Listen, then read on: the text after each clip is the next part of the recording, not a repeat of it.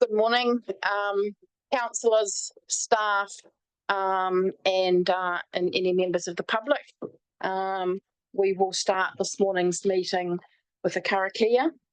Kia tau mai te maramatanga, kia tau mai te rangamarie, kia tau mai te kaha me te aroha mō tēnei kaupapa, hui e, tai ki e. Let's be grounded in clarity, let's be peaceful, let's be strong and loving at this issue, bind together, and so it is. All right, just a few items of housekeeping before we get underway. Just to note that we do have member Starkey online and that's it, online. This meeting is being recorded and it will be available on the council's YouTube channel. Just a reminder to keep your microphones off unless you're talking, in which case you need to put your microphone on, because if you don't, people on Zoom won't be able to hear you. Toilets and fire exits both out the main door here. And just a reminder that the media are present in the room today, and there is going to be a presentation by Downer Alliance which wasn't included on the agenda, but it is being dealt with today as a minor matter of business because no decision is required. We will move to apologies, and I have apologies from Councillor Greening, Councillor Hill and Mayor Tim for lateness. Do we have someone to move those apologies, please? Moved Councillor Shellcraft, seconded Councillor Ellis. All those in favour, please say aye. And that is carried. I'll just, whoops, here we go. That might be a bit better, thank you. So we shall now move to the public forum, and we have Hamish Burkett from Tasman Pine Forest Limited who has a presentation. Bearing in mind, councillors, that this item is being dealt with later in the agenda, so it's later, which is the time for questions from staff, but we will have the presentation from Hamish. So 10 minutes, Hamish, and I'm sure you'll introduce your co-pilot there. Yes, thank you. So I'm Hamish Burkett from Tasman Pine. This is John Webster from Tasman Pine. He's the operations manager. I'm the infrastructure engineering manager for Tasman Pine. So I'll give you a quick overview of Tasman Pine. We manage 36,000 hectares of forestry in the Nelson, Tasman, Marlborough districts. We were established in 2016 when Sumitomo Forestry Corp purchased 31,000 hectares from Hancock Forest Management and joined this to an existing 5,000 hectares already owned by Sumitomo Forestry. Sumitomo Forestry has operated in the district since 1984, operating the MDF plant in Lower Queen Street since 1986. The forestry and wood processing in the Nelson district contributes approximately $184 million and employs approximately 2,000 people. As Tasman Pine, we are a FSC certified and accredited company with a number of high conservation areas across our estate. We have a number of very key species. Falcon are quite common throughout our estate, given they are quite present to the cutover. We have breeding keas, which is the first case of that. We have them in our Pierce Forest, and we have a number of rare and threatened geckos in various places. All these sightings are logged, and there are certain management programs around them. Locally, we sponsor a significant number of groups and organisations, primarily the Nelson Marlborough Rescue Helicopter is one of our big funders of sponsorships, as well as a number of small community groups and schools. So Tasman Pine is looking to install a bridge in the Roding River. Unfortunately, that circle doesn't actually line up with where the bridge is. I think I can put it as actually moved. It's supposed to be there, so to the right of the circle. The need for the bridge. So previously, access was through the Roding River, was a gravel bottom ford. There's no legal access across what is the existing access ford. And there's also a number of environmental restrictions as a consequence of the national environmental changes that restrict axle crossings for fords. The environmental impact is well known around fording rivers, and given the significant area and the number of traffic that would have to access that, the impact would be quite great on the river health. And then there's the health and safety risk to the staff and our contractors accessing the forest with a ford that, even if it was accessible, can only be used in extremely low flows given the size of the Roding River. So the area to be accessed, I've highlighted the Hackett picnic area there, so most of you will be aware of that area. So the forest is on the true left of the Roding up from that point, and is bounded on the southwestern side by the Hackett River. So the Hackett River is the one to the bottom left, and that's the Aniseed Valley Road with the Roding River on it, heading to the northeast. There's approximately 500 hectares of forestry in the sort of two forests that we've got in that area. 406 of that's in productive forest, 74 in native or riparian margins. And there's 360 hectares planned to be harvested in various stages, so not all at once, over the next 8 years, and it's not contiguous, so it's not like we're in there for 8 years. The proposed bridge location, and this is probably the key point, due to the legal restrictions and the topography restrictions of this area, this bridge, the only practical place to locate this bridge is unfortunately through the Hackett picnic area on what is the legal road reserve. So Tasman Pine is looking to get permission from Tasman District Council as the manager for that road reserve to construct that bridge on that road reserve. There's already an existing road on the reserve for the most part, but the primary concern will be the exiting onto the picnic area, car park area. The initially discussions with DOC was that we would take the footbridge out because they were happy to not have two bridges in there and use the bridge as well as and just use the main bridge rather than footbridge. But they have agreed to leave that in if that is a preference. So that's open to discussions, but they are open to that point. Topography, this is probably a little bit hard to understand, but I'll try and give it, well, not understand, but sort of really read. So the really dark area is extremely steep. I'm colorblind, so these aren't great maps for me, but anything that's steeper than orange is impractical and unsafe for road construction. So the existing road comes down on the bottom left, just to the south of the Hackett picnic area.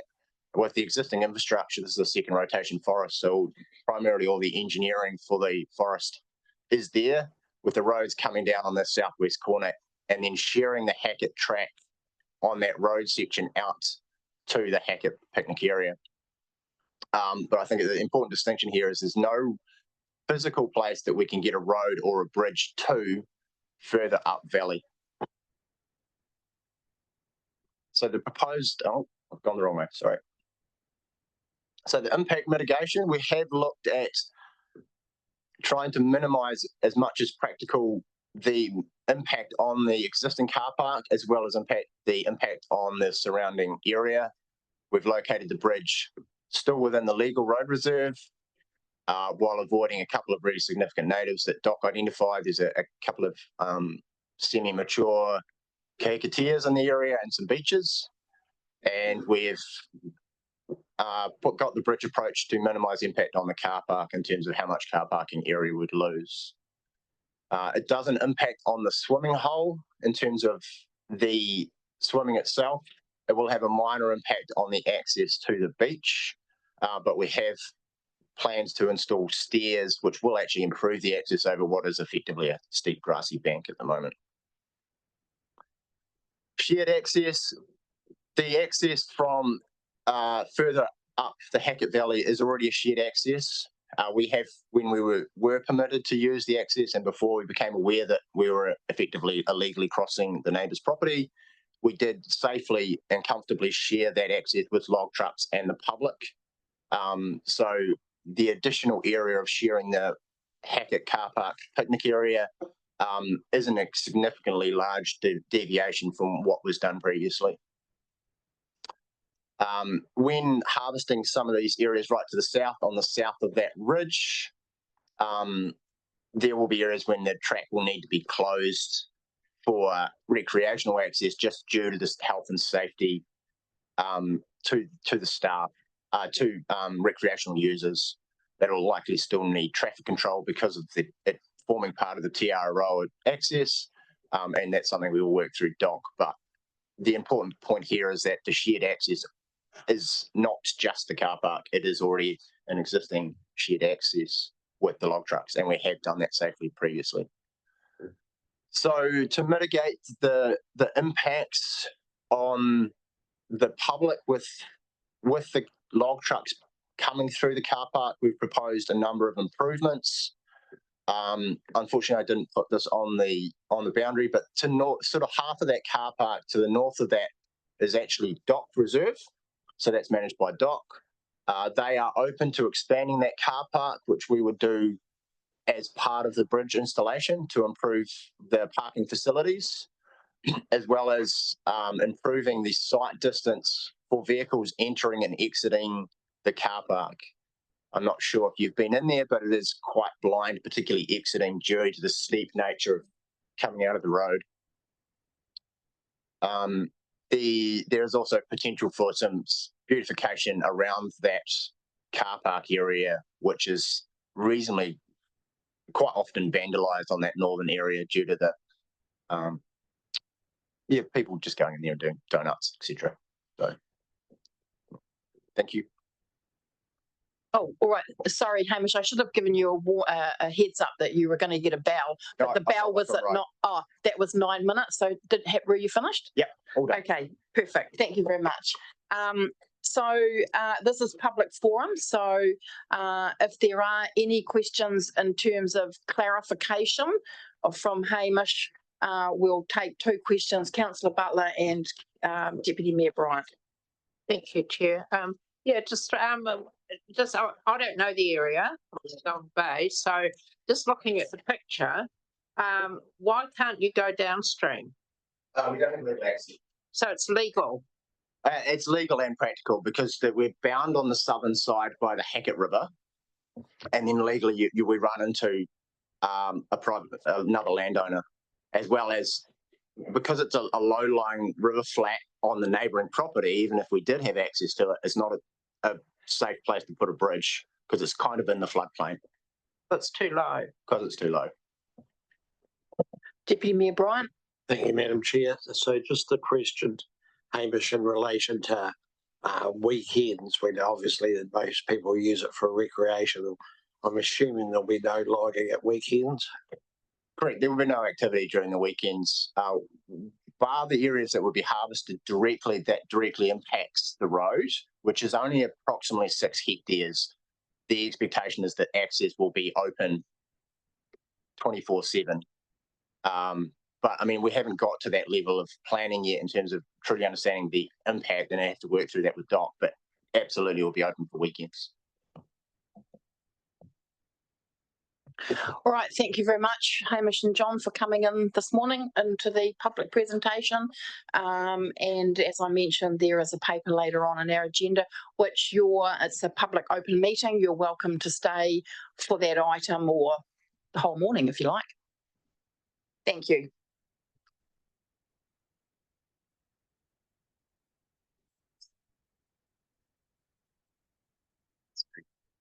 Thank you. We have some problems with that suggestion. Thank you. All right, I shall call for any declarations of interest from today's agenda. It would appear there are no declarations of interest. We have no late items. So we do have some minutes to confirm. So they're minutes from the Operations Committee meeting held on the 29th of May. Is there a mover for those minutes? Moved by Councillor Auer, seconded Councillor Maru. I shall put that. All those in favour, please say aye. Against, and that is carried. Now, we have, just so that you're aware, on the agenda under 7.3, we have a presentation from the Commerce Commission, which has been scheduled for 10 o'clock. So we're not able to move that.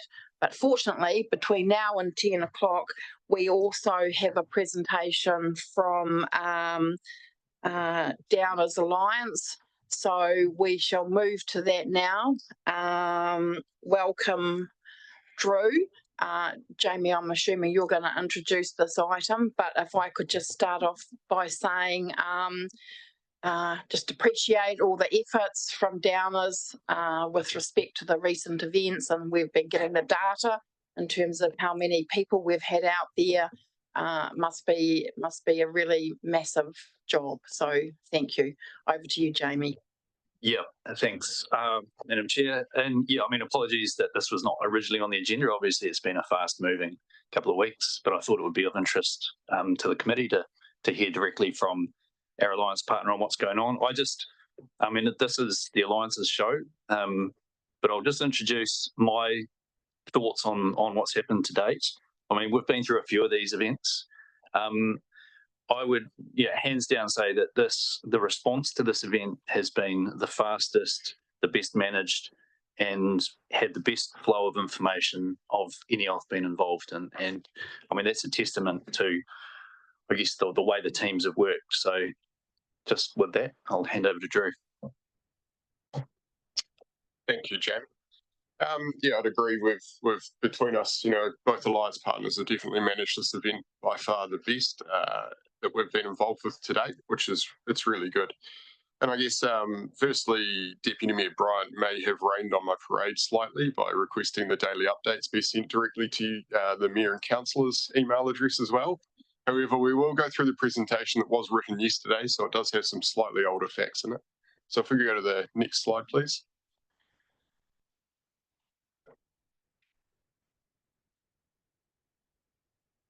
So while we are in these events, a large part of what we do is planning to keep our people safe. These events, there's high stress, there's long hours, there's a lot of our critical risks that we manage in the workplace. So we do things like have stop work meetings, have people taking drink and food around to the crews, etc.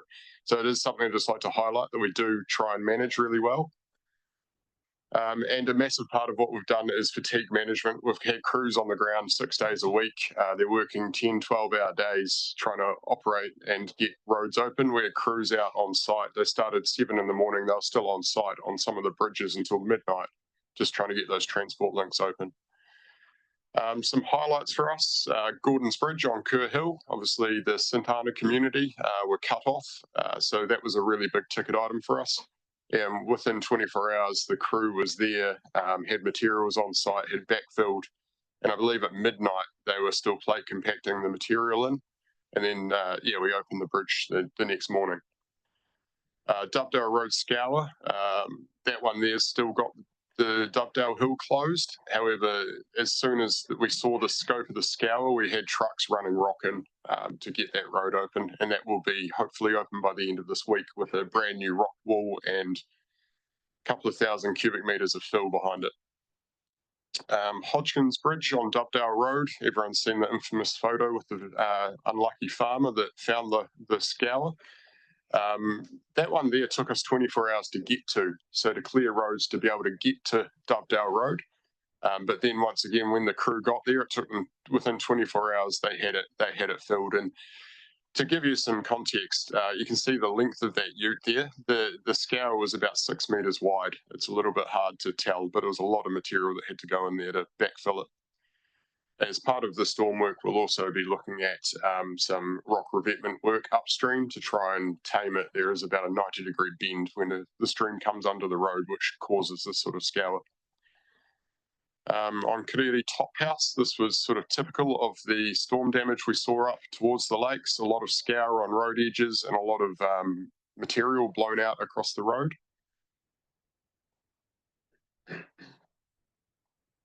And a large proportion of what the work we've been doing is clearing slash from bridge abutments and from culverts. We've had a crew with a grapple on an excavator on that pretty much full time since the event, clearing bridges. This was 2 days ago, the resource we had working. You can see there, we've been around that 160 staff since the event, which was 2 weeks ago now. We've been operating between that 20 and 21 crew sets, 61 light vehicles, so that's crew cabs and utes and whatnot, 38 trucks, so that's 6-wheel trucks and trailers, and then about 21 pieces of heavy machinery, ranging from 20-ton excavators down to 5-ton excavators. The road closure list peaked at 57 roads during the event we had closed, and we can see there we've got the list down to a much lesser number now, and we've provided some provisional opening dates on those roads as well, where we think we can get them open. The fault information is key to our recovery and costing the recovery, and we've got a team of inspectors out still picking up faults. As you can see there from the heat map with the dispatches, there's a lot of faults out there and it's network wide. I suppose the difference between this event and GETA was a lot more confined. This is a lot more widespread. So we've got, of note there's 15,000 cubic meters of slip material that we're going to have to go and pick up. And the big one for me is the volume of damaged surface we have, where the seal's just been ripped off roads for kilometres at a time. So they're going to be the really costly ones to go and pick up. Really good in our responses, our supply partners. We've been using local to area supply partners out of Motueka, working in the Motueka Valley. We've had CJ Industries, and we've got Chambers and Jacket working as well. We've had Tasman Civil and Taylors working, as well as Donaldson Civil, and a heap of other local contractors working on this. It was pretty impressive. Within 24 hours of the event, I had a water jetting unit from the Tararua Alliance up in the middle of the North Island on the ferry on its way to us. So we've been operating that for about a week and a half now, just jetting culverts, and that'll be here for another couple of months to finish clearing all the culverts that have been blocked from the storm. Just how we've worked together, obviously with Jamie as Civil Defence has been really, really great this event. As Jamie said, the information flowing's been seamless. So it's been one that we've really enjoyed so far. And we look forward to working with Jamie and his team to rebuild from it. All right. Thank you very much, Drew. We do have time for a couple of questions, and there's one in my mind that I'd like to ask first. So it's really great to hear how seamlessly, the data, the information is flowing, and Downers and the council are working together. Certainly in my term in council, we made the decision to move to the alliance model. How critical do you think that is in the way that you've been able to work together to do the repairs? Yeah, so in a traditional contract, there would have been a lot of man marking going on. Jamie would have had a team. Is that a technical term? More of a rugby term. So yeah, there would have been a lot of man marking, making sure that a contractor's not out there just with excess people, excess gear, doing things that, aren't how we should do them. But by working in a collaborative model, we've obviously got those people within the team all working for the greater good, if you will. And I guess there's that high level of trust that what we're doing out there is the right thing. I guess by having Jamie, sitting in the office with us as well, we had our boardroom set up as sort of our command center for the event. Jamie could also see that the decisions that were being made were sound.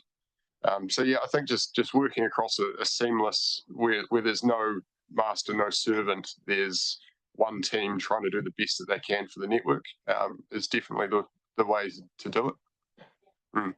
Great, thank you very much. Look, we do have a couple of questions here.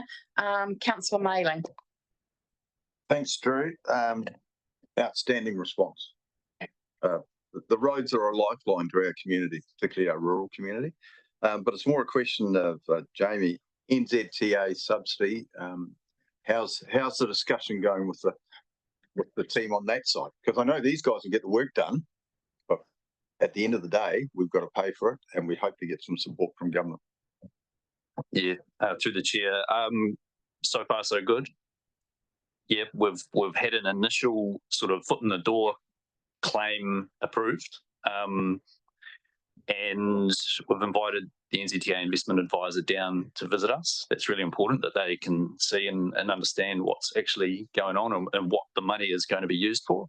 A critical part of getting that funding is the information collection and being able to justify everything that we need to do, because by the time NZTA get here, we've done a lot of work. And the roads look a lot better than they did when the event first happened. So, yeah, it's always a tricky process, and there's always a bit of back and forth, and it can take time for the final approvals to come through. But I'll keep the committee updated. Thank you, Deputy Mayor Bryant. Thank you, Madam Chair. So thank you, Drew and Jamie, for the work you've done around that. As others have said, great response, particularly given those lifeline roads like Gordon's Bridge and Valley Road that proved alternatives to the state highway, really important for people to be able to access them quickly, and that was done really quickly and really appreciated by those communities. So thank you. My question just relates to around that huge volume of soil or debris you've got, Drew. Where are you going to dispose of that and how? Because I'm aware that there may be some individuals, but there are some challenges with that would possibly take some of that. Yeah, through the chair.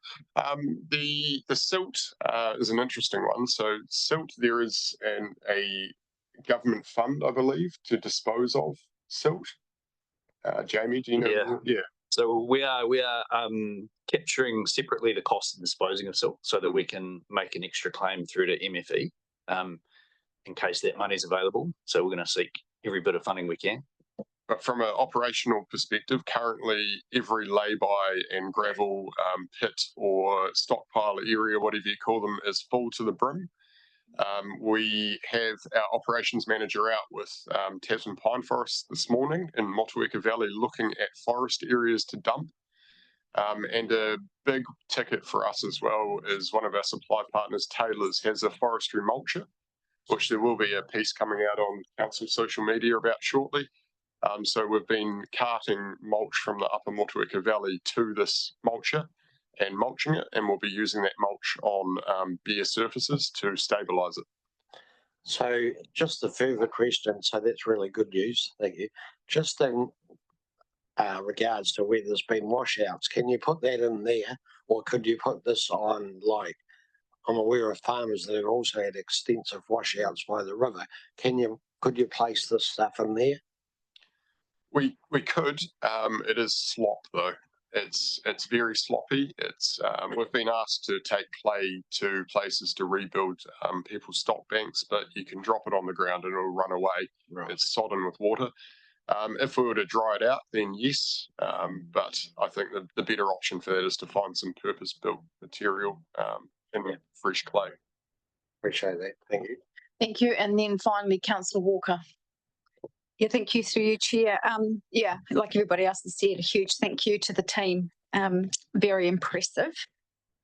I guess one of the only question I have, which hasn't been asked around the table, is that you gave us a list with regards to when the road opening dates potentially could happen. And I guess I know we don't have a crystal ball, but we have a current weather event that's apparently coming in, particularly for us on Friday.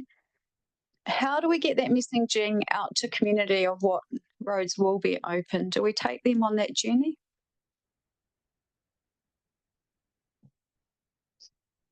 It can be challenging to set expectations. I think that a real success of this has been the way the teams on the ground have allowed or managed access to residents. So we've got a number of road closures that we don't want, every man and his dog from the public driving up and sticky beaking into, but people have to come and go from their properties. And so that is being managed. So it's being managed kind of at a local level. We've been fortunate on reflection that this occurred during school holidays largely, so school buses haven't been affected, but we've been in contact with the school bus providers around how it's going to work next week and making sure that we've tailored the information for kind of critical transport services. So yeah, it's something the team are thinking about, but we certainly don't want to overpromise and underdeliver. So there is a degree of conservatism that comes into estimates around reopening dates. Yeah, thanks for that. And if I may just follow through, I appreciate that you're looking at what it means for the students going back to school. If we can just keep that particular part of our comms going out, that might satisfy some of the questions we get from community. Thank you. Excellent. So once again, thank you very much, Drew, and really appreciated you taking the time this morning to come and give us an update. So councillors, just a heads up, so we're going to go to the item now from the Commerce Commission, but while Jamie's here in the room, I think that after that item we might just bring forward the Landover approval for the Hackett area paper, so we don't keep our other guests waiting all morning. Good suggestion, Deputy Mayor Bryan, thank you. Richard, I shall hand over to you. Thank you. Thank you, Madam Chair. I'd like to welcome Charlotte Reid, who's just come online. Charlotte's with the Commerce Commission. This is to do with local waters done well. So Charlotte's going to give us an overview from the Commerce Commission's perspective on our information disclosure requirements under the legislation and what they're planning to do. So welcome, Charlotte, and I'll hand over to you. Thank you very much. Kia ora tātou, and thank you for making time for me this morning. It's obviously a very busy time for you. Thank you also for pulling up the slides. So I've been giving this presentation to councils for the last few months. Please feel free to ask questions as we go or at the end. It's intended to give an overview of the Commerce Commission's role and to help and respond to any questions that you might have had within your organisation. So next slide, please. Fran. So hopefully you've heard of the Commerce Commission in one of our various guises. The Commerce Commission is an independent Crown entity, so we're not a department of the government. We make decisions based on the legislation that's passed governing what we do. We have roles in relation to independent competition, so promoting competition in markets, and you see us working in spaces such as groceries in that regard. Fair trading, which is where we look to tackle harm from unfair trade practices, and irresponsible lending. So, for example, pyramid schemes. We have a consumer credit function, although that will be moving to the Financial Markets Authority, and we are an economic regulator. So our responsibilities in that regard are in telecommunications and fibre and energy networks. We ask for information from the transport fuel organisations. We have a role in dairy, in airports, and now under local water done well in water. So as an organisation, we look for 4 main outcomes. Of those, I always think that 2 are particularly relevant to the water sector. One is stewardship.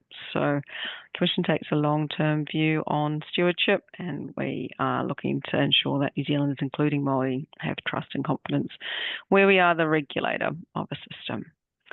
And essential services, so obviously water is one of the, water and wastewater are 2 of the most essential services, and we look to ensure that consumers are getting quality and value where they have a monopoly infrastructure provider in that regard, and in this case that's the council or the CCO that you set up. Next page, please.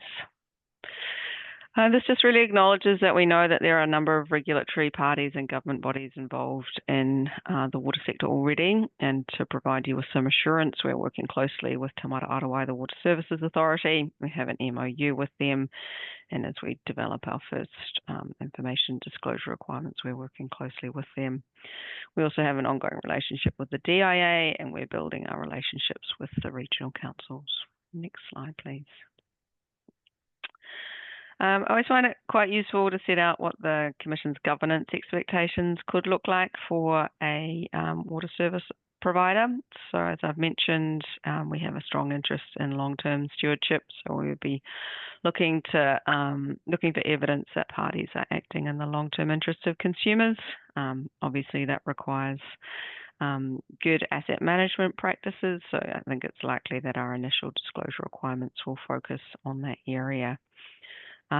Obviously, if you've got good information, good data, and good planning, then you're much better placed to make decisions on investment in the right place at the right time for the right reasons. So all of that is really akin to a long-term view, and we'll be looking for evidence that organisations are doing that.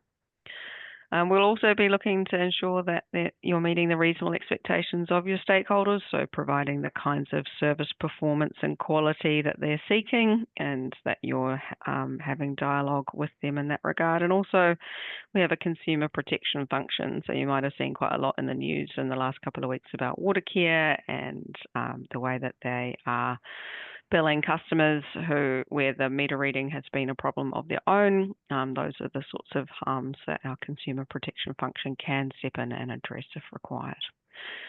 Obviously, we have a role in relation to the ring fence. That's changed a little bit in the RT version of the bill that was published late last week, but the Commission does monitor and enforce the financial ring fence for water and wastewater, which is one of the key policy requirements of Local Water Done Well.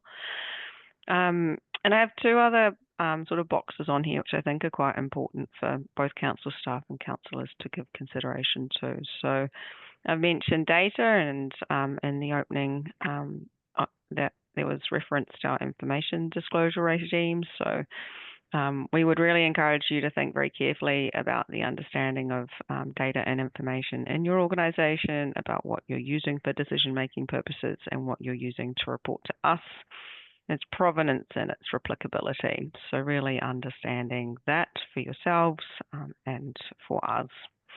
And that speaks to assurance and accountability. So all of the information that is provided to us, we will require either self-certification by either the CE or the councillors or the directors of the organisation. And in certain places, particularly in relation to historical financial information, we're likely to require audit. Next page, please. So I mentioned information disclosure. I always think of it as a fancy way of saying asking you to publish information on your website that we think that consumers and stakeholders will be interested in.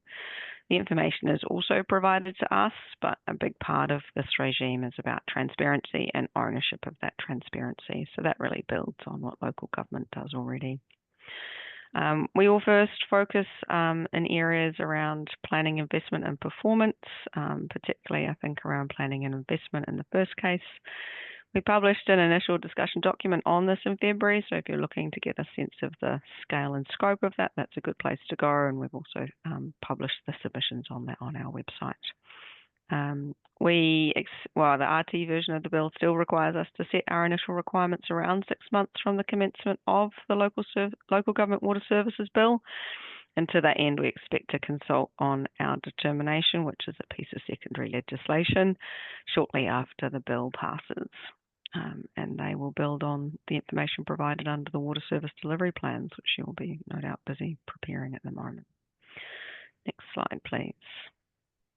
So I mentioned that you publish the information and provide it to us. This is just an example of one of the tools that we use to play that information back. This is our electricity lines company information presented back by region or supplier area. And we will look to make the information accessible in this kind of way to interested parties. And we also do our own analysis of the information and publish our views on that. So this transparency is a key component of that first regulatory tool, which is ID. Next slide, please. There are a number of other tools proposed in the legislation, so I'll just run through those quickly now. The first of those is the ability for the Commission to set revenue thresholds. So these are non-binding thresholds, but they are intended to issue clear expectations to water service providers around the level of revenue that needs to be collected for investment in and operation of water infrastructure, now specifically water and wastewater infrastructure. So we can set minimum thresholds where we see or where we consider that there's been historic under-recovery or ongoing under-recovery. We can set maximum thresholds, which would be linked to our views on efficient costs. That's a tool that's available to us from the start of the regime, and we would require information to put that into place, hence the 2026 timing. I mentioned that we have a role in monitoring and enforcing the financial ring fence. That also it can be applied in a very specific or concentrated way. So we can require investment on a specific portion. We can require ring fencing of revenue for a specific asset, expense category, project or program. So we can require that funding is available for a particular thing. I would say that all of these, as we said in our email last week, we're likely to use where we see evidence of risk or harm. We have 3 other tools which can be applied after a designation process. So that's where the Commission would do some analysis. We would consult on our recommendations. So that's a public consultation. And then we would make a recommendation to the Minister. If the Minister accepts that recommendation, then these additional tools can be put in place for one or more water service organisations. The first of those is quality regulation. I know that can be quite confusing in a space where there is already a lot of quality regulators with Tamarama Arawa and the environmental regulators. But examples where the economic regulator sometimes sets or often sets service quality standards relate to things like minimum supply pressure, interruptions to supply, perhaps drought resilience or frequency of restrictions, and other places I've seen things around internal sewer flooding and protecting people from that. So very customer oriented, and very infrastructure oriented as well. Our performance requirement tool is a very flexible tool, so we can require organisations to make certain types of investments, to consult or seek our approval on an investment program or programs, to undertake cost-benefit analysis in a certain way, to apply a particular kind of risk assessment. It's a fairly comprehensive tool, and the intention of it is to enable us to intervene to improve the performance of a supplier where we see that there are problems, and where we think that those problems could be addressed with a particular lens or meeting a particular need. We also have the ability to seek designation of price quality regulation. That's probably a traditional form of economic regulation that people often think of when they think of what we do. So that's where the Commission sets minimum or maximum prices that can be charged, or minimum maximum revenues that may be taken. And we set those alongside quality and performance requirements. So you may seek this amount of revenue, but you need to spend it on ensure that you meet these particular outcomes. And finally, the Commission can apply its economic regulation to stormwater if that's designated in the future. One more slide, I think, from me, and then I'll take questions. So we've been recently consulting on foundational information disclosure for Wellington Water. That was something that was provided for in the Water Services Preliminary Arrangements Act, and the government designated Wellington Water as subject to that until the full regime is in place. It's quite a light-handed form of economic regulation. We've set very tailored information, or we've proposed, very tailored information requirements for Wellington Water, and those are really focused on demonstrating value for money and helping customers understand whether or not that is being achieved. So enduring ID, or the ID that you'll see that comes out after the water services the local government water services bill passes, is expected to be more expansive and obviously will be in place for the longer term. So that's it from me. I'm very happy to take questions from you, as I know you're probably building to a decision in the quite immediate future. Thank you very much, Charlotte, for your presentation. We do have just time for 2 or 3 questions. Councillor Maru. Thank you, Madam Chair. Thank you, Charlotte. I've got I guess, a general question. So in terms of the additional staffing and resourcing costs for the Commission to do this work, what is that estimated at? The government has allowed an appropriation for the Commission of $6.5 million for this water service provision. I sometimes get asked how that compares to our other sectors, and it's probably about 2/3 of what has been allowed for the electricity sector. So that's this government seeking efficiencies from us in the delivery of this particular regime. So thank you, Charlotte. So that's 6.5 million. Is there additional funding that water entities will also contribute to those costs on top of the government's? No. So what happens is that as MBIE set up an appropriation and that they recover those costs via a levy from the water service organisation. So they consulted on that towards the end of last year. And I understand that once the bill is put in place, that those levy provisions will be enacted. Okay. And just one last question, Madam Chair. So you talked about the performance requirements and the ability for the Commission to consult and go out for public consultation on different issues. Is that run by the Commission and funded by the Commission? Who does correct. that? Yeah. Well, I mean, we are funded by the appropriation, which is paid for by the levy. We will do that consultation within that funding. If an additional tool is turned on, for want of a better word, or designated, then in the process of setting that order in council and enabling that tool, then MBIE will consider the overall funding envelope and also the allocation of the levy. So it's quite a flexible regime for us, and I think it could create some levy complexities in the future. But if you would like to sort of see the MBIE's thoughts on how that will play out, then I'm very happy to resend the links to those documents. Thanks, Charlotte. It sounds a lot like the process we go through annual plans and long-term plans, rate striking, and the unknown for that. I guess, no, that's me. Thank you, Councillor Murray. Councillor Maiden.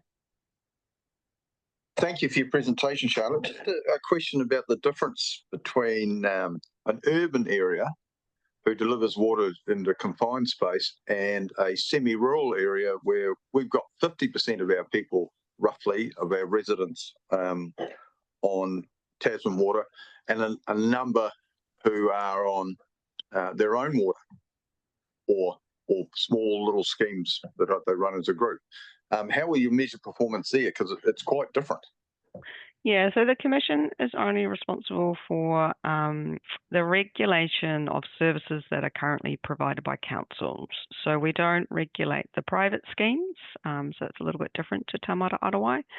And when we do our work and consider things like performance and quality and cost, we do have the ability, and it's specifically set out in the legislation in this case, to consider quite a few contexts of those organisations. And I know that Water New Zealand have raised the fact that there are differences between rural and urban areas previously. My background is in engineering and water supply, so I do have an understanding of what you're talking about.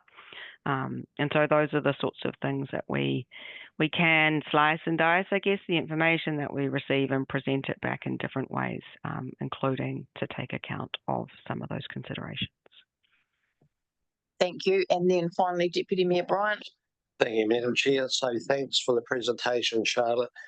My questions are in 2 parts. So firstly, just around the entity that we're proposing, does the Commission have any input or ability to change our decision around that?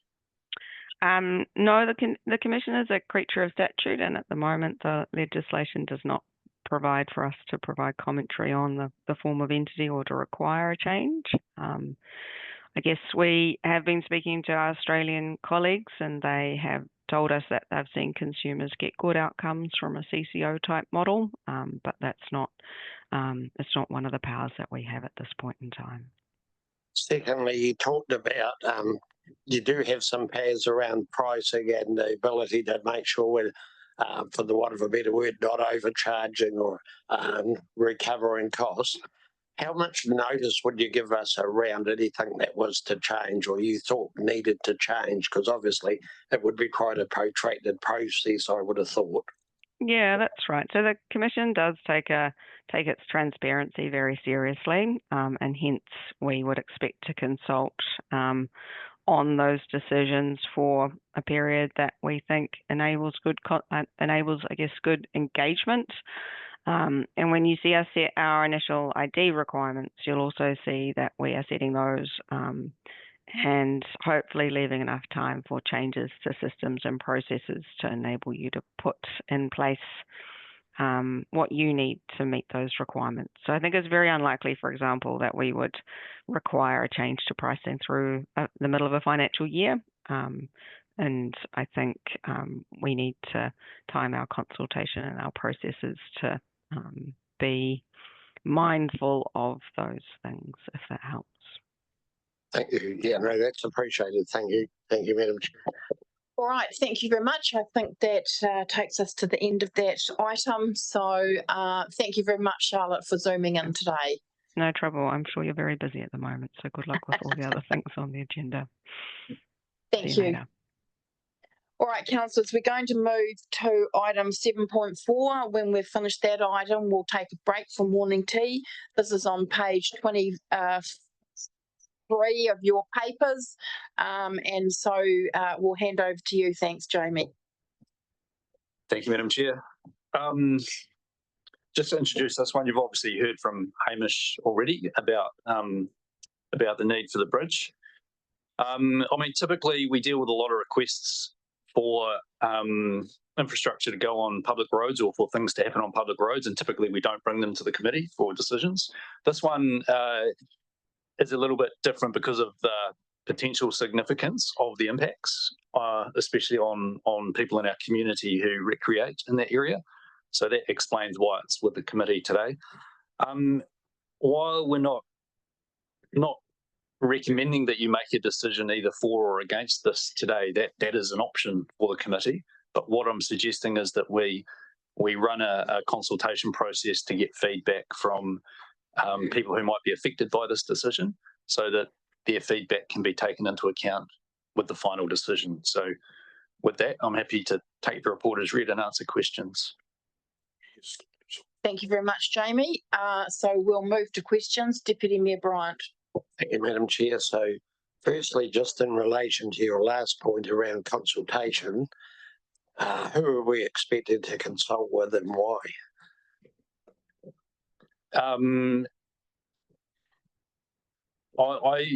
My thoughts are that we would put an item in Newsline, because there are a lot of people in our community who visit that area, particularly through summer, but also all year round. So it's really hard to draw a box around affected people.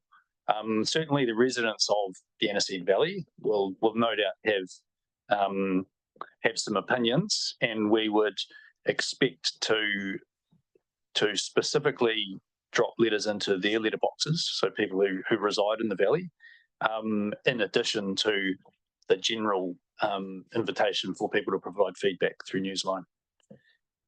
I do think that opening it up to the wider world will encourage people who may or may not use that valley to make comment about it because they can.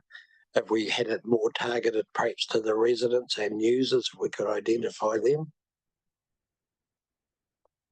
Through the chair, I read a report actually on the number of people who visit the site. The report is kind of 10 years old, but through summer there was thousands and thousands of visits.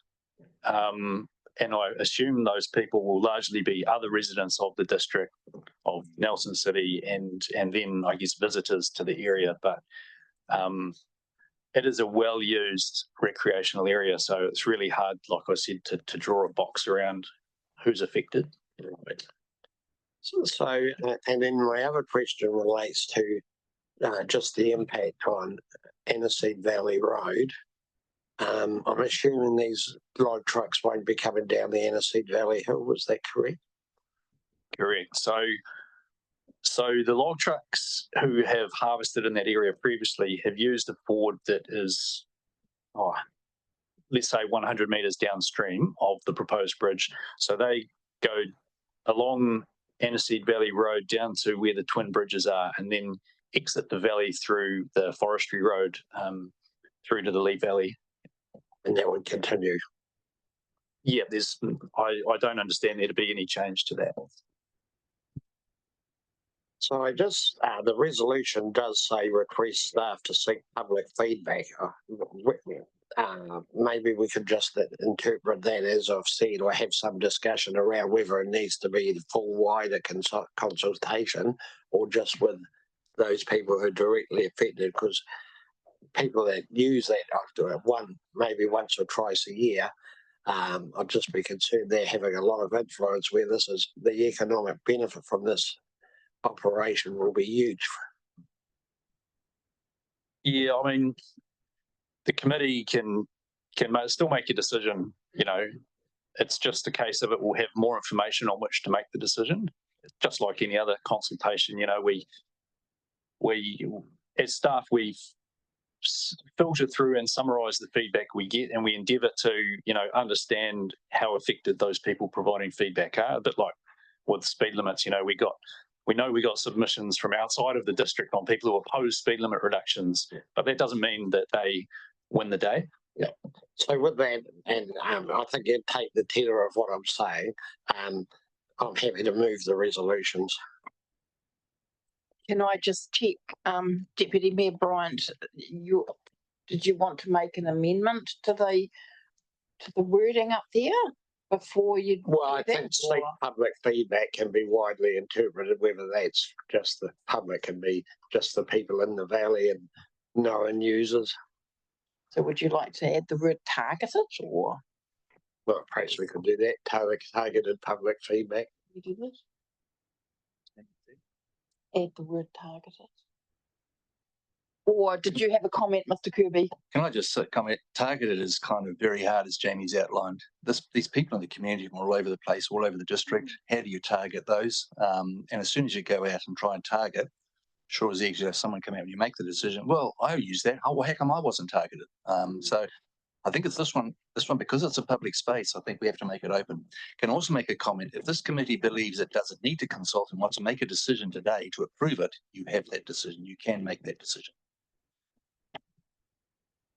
Can I just check, Richard? So this committee has the appropriate delegation to approve it, or?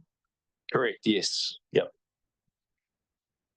Okay, Deputy Mayor Bryant. Well, just the question around: is there any urgency for the applicants to have this done by a certain date, or? This is a very protracted process. Sorry, could I just interrupt there? No one on Zoom can hear you. So sorry, just the whole consenting process and the construction of bridges, you know, we're trying to be in front. This is anything that delays everything and sort of waterfall effects it further downstream. So it is a priority for us to get access in there. I mean, it's already been delayed because of the complexity of this bridge request. So I guess in Tasman Pine's perspective, yes. Yeah, well, I'm happy to take 2 out. So you moved something briefly before, which is unmoved. Well, no, I amend to. Oh, you're amending it to delete 2. Yes. All right. And then, well, maybe it needs a little more than that, doesn't it? It needs the page, the line on the next page to be added to the top line to grant landowner approval for Tasman Limited to construct a bridge on Legal Road. So, Councillor, just for you, Madam Chair. So what you're saying is that approves Tasman Pine Limited to construct a bridge on Legal Road in that area. That's what you're suggesting? That's what I'm moving, yes.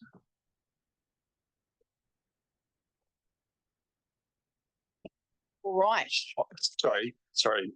interrupt. If that is the wording, I would just add subject to suitable conditions. Yes,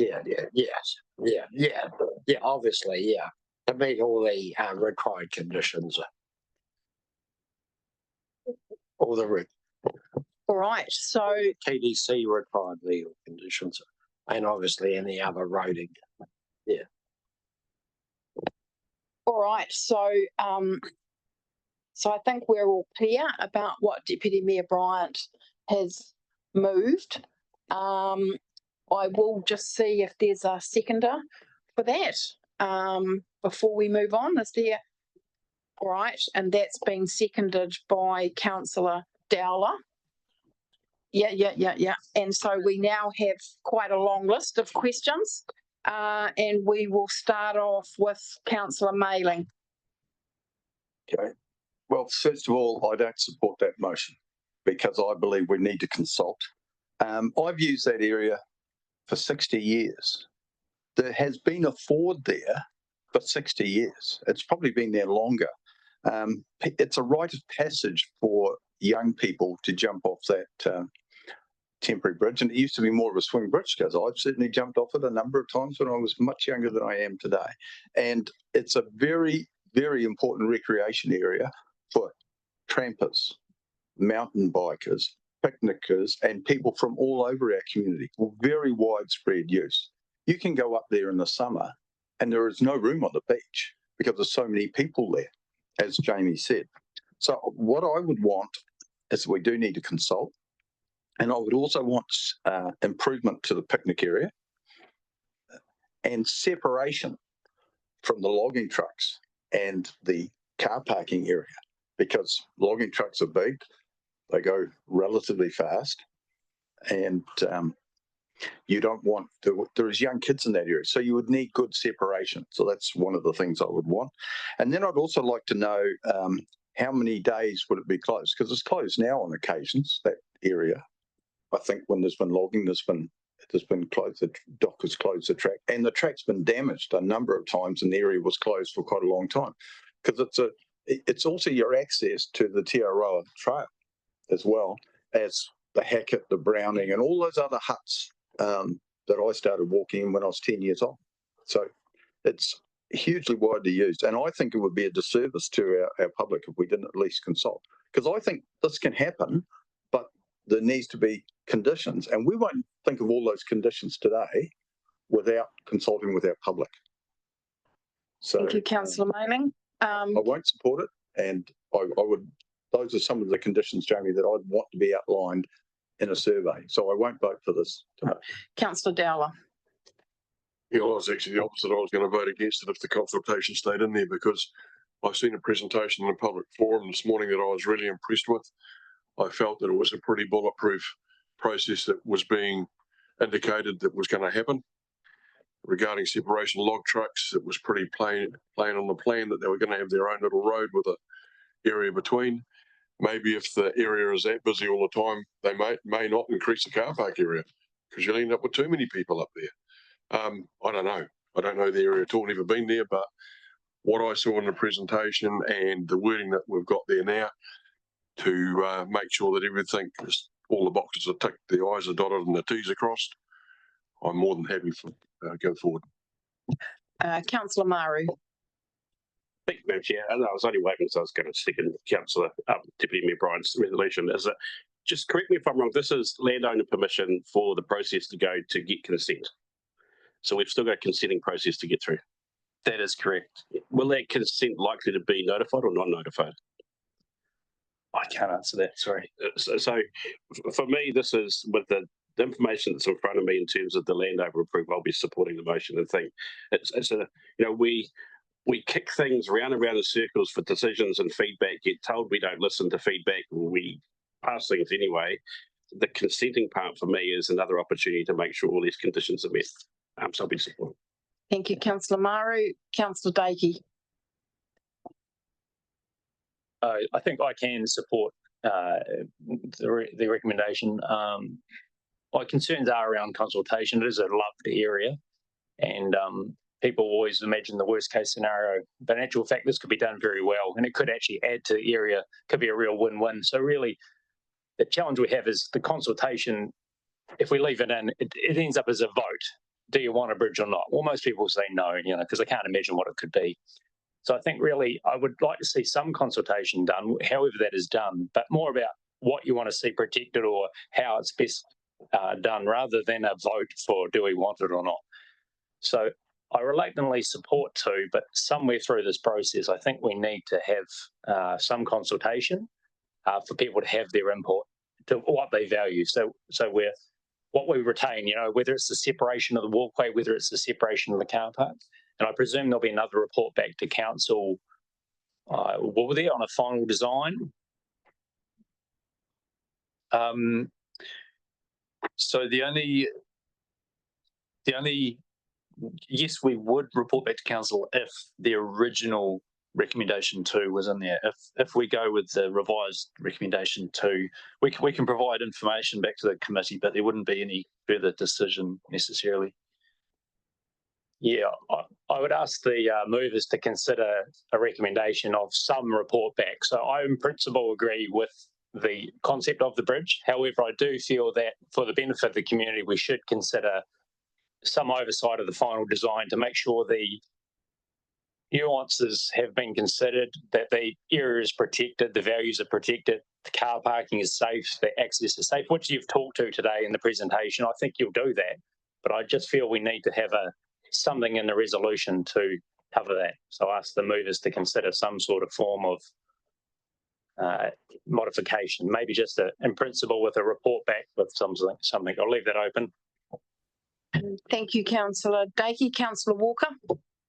Thank you, through you, Chair. I support the recommendation to have a bridge. However, I believe that we should be consulting with our wider community because it's already been stated today, it's a very significant special area. People travel far and wide. And I know that this is a consenting question, and I'm aware that you're not going to give me an answer right now. But if I was to look at what we've got up on the table and not know whether the resource consent was actually going to be notifiable or not, then I'm not making an informed decision, because I believe we always should take our community on the journey with us. I was going to foreshadow something, but I can see this going round and round and round, so I'll hold off for the time being. Thank you, Councillor Walker. Councillor Kinnan-Month. Thank you, through you, Madam Chair. I think Councillor Walker and Councillor Murray have asked my questions. Thank you, Councillor Shellcrest. I'm like Kit. I've used this area quite a lot and jumped off that bridge quite a few times with my family. I think that's the walking bridge is going to be the thing that people don't want to lose. It is well used, obviously, in the weekends and also during the week. So quite often you get up there and it's busy as on a hot summer's afternoon. So I don't know whether long trucks, what time they finish doing their runs, but I think that would be worth keeping in mind when it's busy. But I support the bridge. I think it could, like Glenn was talking about, that would actually enhance that area and make it better and well used. So yeah, just a matter of, we don't want to lose things that we've got. That's where I can see the issues coming. So definitely some sort of consultation if that bridge is going to be taken away, which it doesn't sound like it's going to be. So that'd be great. Quick comment, Jamie. Sorry, just to clarify, we have heard that the footbridge is likely to stay, and I think that I agree is a quite an important factor for a lot of people. Yep. So if that bridge stays, I think that will certainly assuage a lot of concerns. Thank you, Councillor Ellis. Thank you, through you, Chair. I won't be supporting this recommendation. I think that this is a vitally important piece of New Zealand to not just those up the Aniseed Valley or even those in Tasman, the entirety of New Zealand. And in fact, I could name a number of people in the world who that is a significant piece of land to them. We have hundreds of people coming through Te Araroa, and it is also a point where many trail angels connect with those that are running through the trail. And it's just a beautiful piece of the world. And I have quite a few questions regarding how the presentation was made, because we've used words like likely to stay. Now, I'm no engineer, but I've always understood that any bridge upstream of a new bridge has an impact on that new bridge, and that would increase the likelihood of that being removed. And also we've described that there is the swimming area wouldn't be impacted, but the only swimming area that's been shown is upstream from the walking bridge, whereas the most significant area that is actually used any time that I've been there, the hundreds of times that I've been up the Hackett, the hundreds of times I've taken people from New Zealand and overseas up to the Hackett, and they have adored that place, is between where the two bridges would sit. And the impact of vehicles going across that on such a regular basis would be very significant. It is a safe area for young children. It is a safe area for non-confident swimmers to learn how to use rivers. And we have a massive problem with water safety in this country. And so it is one of the few relatively safe areas, and the impact that a bridge, for example, could have on that space would be quite significant. I am not saying let's not build a bridge, but I think it is appropriate that the community has a say, given that we don't know if it would be a notified or a non-notified consent, and the community wouldn't have that option to have a say in that event. So I won't be supporting this recommendation. Thank you, Councillor Ellis. Member Starkey.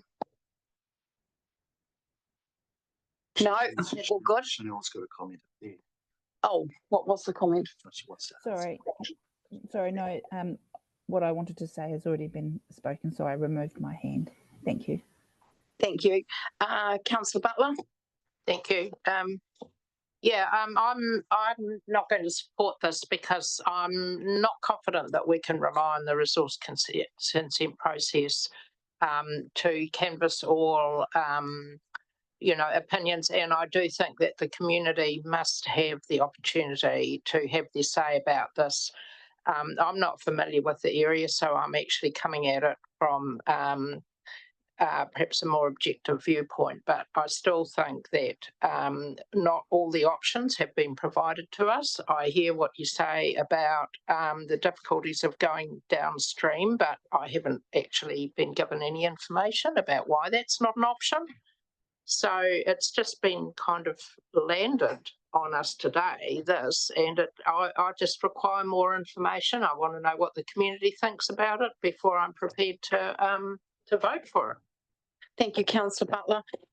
All right, so look, I will be supporting the resolution as it stands. I think that I do have confidence in the resource consent process. I think that there's I think there's danger in opening it up to everybody. There's a big problem in, I think, providing the full context around what the end point might be, and I see that this is an opportunity to deliver a win-win for our economic prosperity, but a win for the public as well in terms of better facilities. And I've swum up there and I've been there, so I will be supporting the resolution.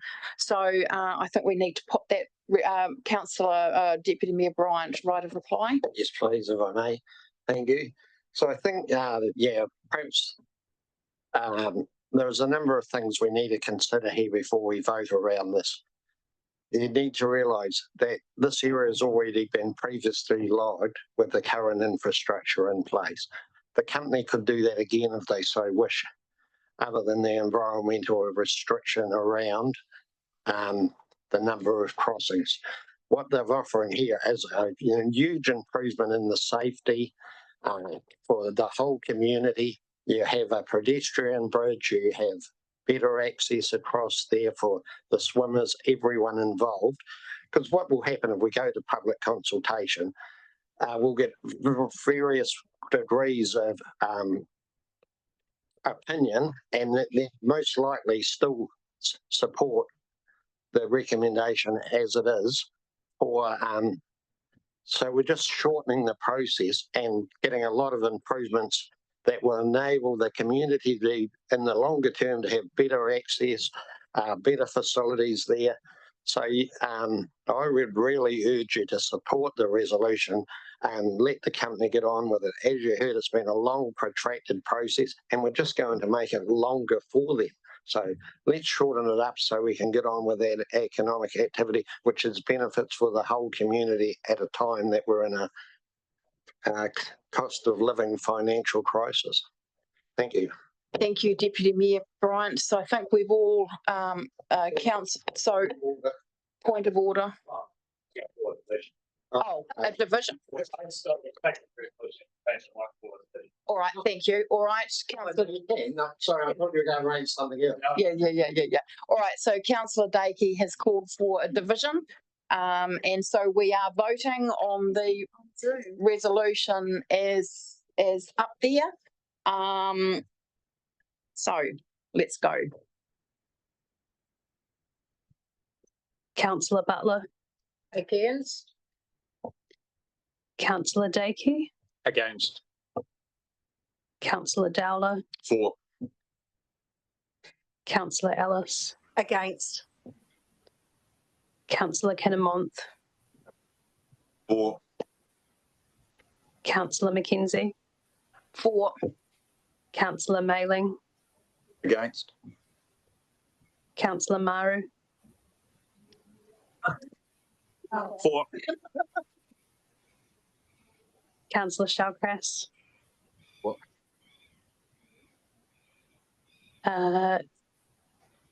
Ms Starkey. Against. Councillor Walker.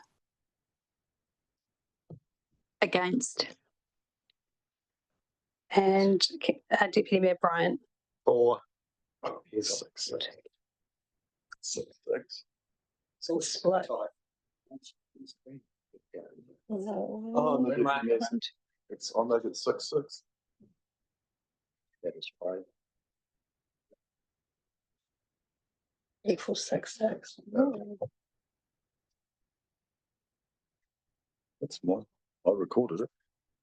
All right, so the vote is 6 for, 6 against. We don't have any such thing as a casting vote. And so we're going to take a break now, and then after the break, Mr. Kirby will give us some advice as to what the next step is. Thank you.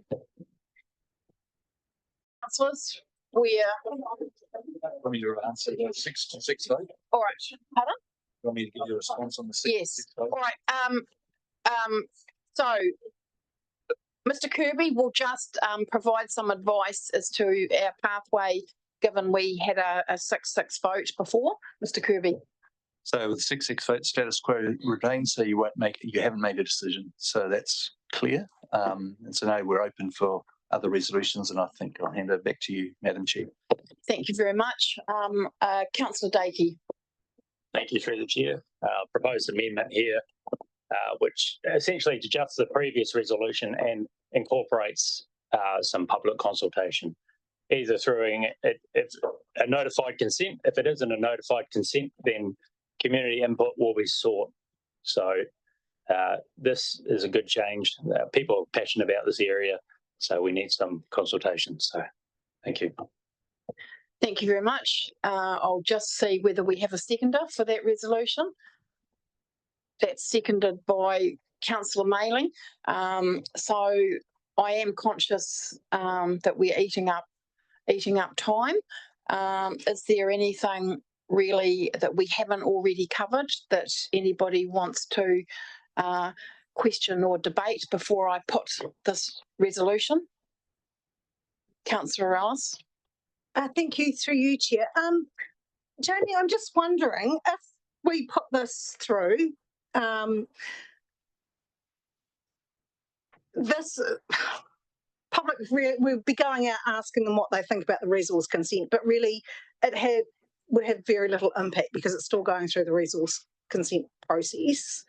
I'm wondering what sort of impact it would have going through and doing consultation at this stage. If we consulted before approval was given as a landowner, the public have input into the final decision.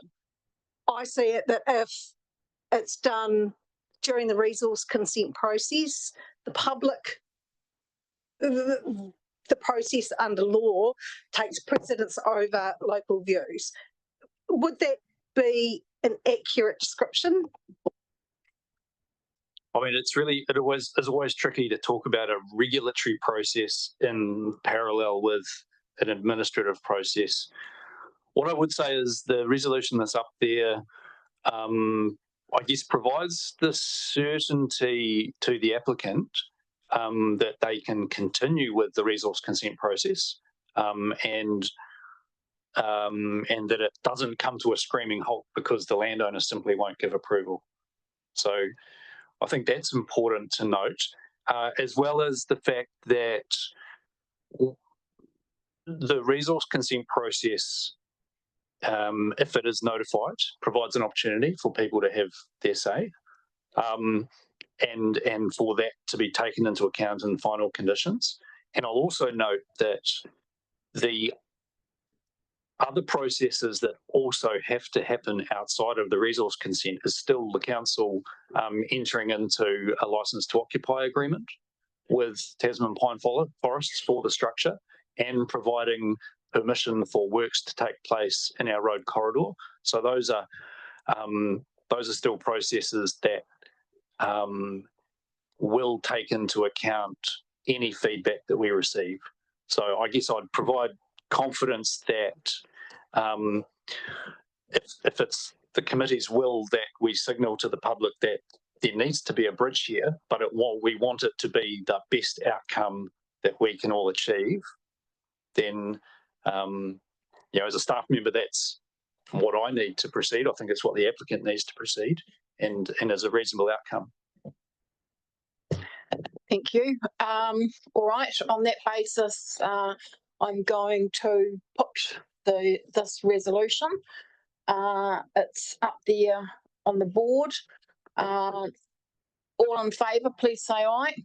Aye. Aye. Against? Against. All right, resolution is carried. Thank you. All right, that now takes us to information services update. Chris and Peter. And Steve, thank you. This is page 4. Gosh, we haven't made very much progress, have we? We got all day. Thank you. Over to you, Peter. Yes, through you, Chair. I'll take the report as read and we'll answer questions. I just wanted to highlight a couple of things. Firstly, not on the report, I just wanted to maybe let you know the event that's happened over the last couple of weeks was the first event we've run in the Civil Defence Centre with a new system that we've been putting in place over the last couple of years, where the centre has a lot more ability to start up and operate in its own capacity. So this has been a lot of work on behalf of the IT teams and the Civil Defence teams, so the IT teams of both councils and the Civil Defence team. So I just wanted to give a shout to the people that have been working on that, and it's really proven dividends, as we heard earlier, with the smooth running of the event so far. Aside from that, I'd just like to mention that we're having a presentation from our GIS staff this morning on our new GeoHub system, which is our public gateway access into geospatial data for the council. Excellent. All right. Well, let's move to the presentation. So I'll get you to introduce it. Thank you. Right. So I'll just introduce Melissa Brooks, who's a geospatial data analyst in our GIS team, and our team leader for GIS, Terry O'Donnell, who is going to introduce the presentation.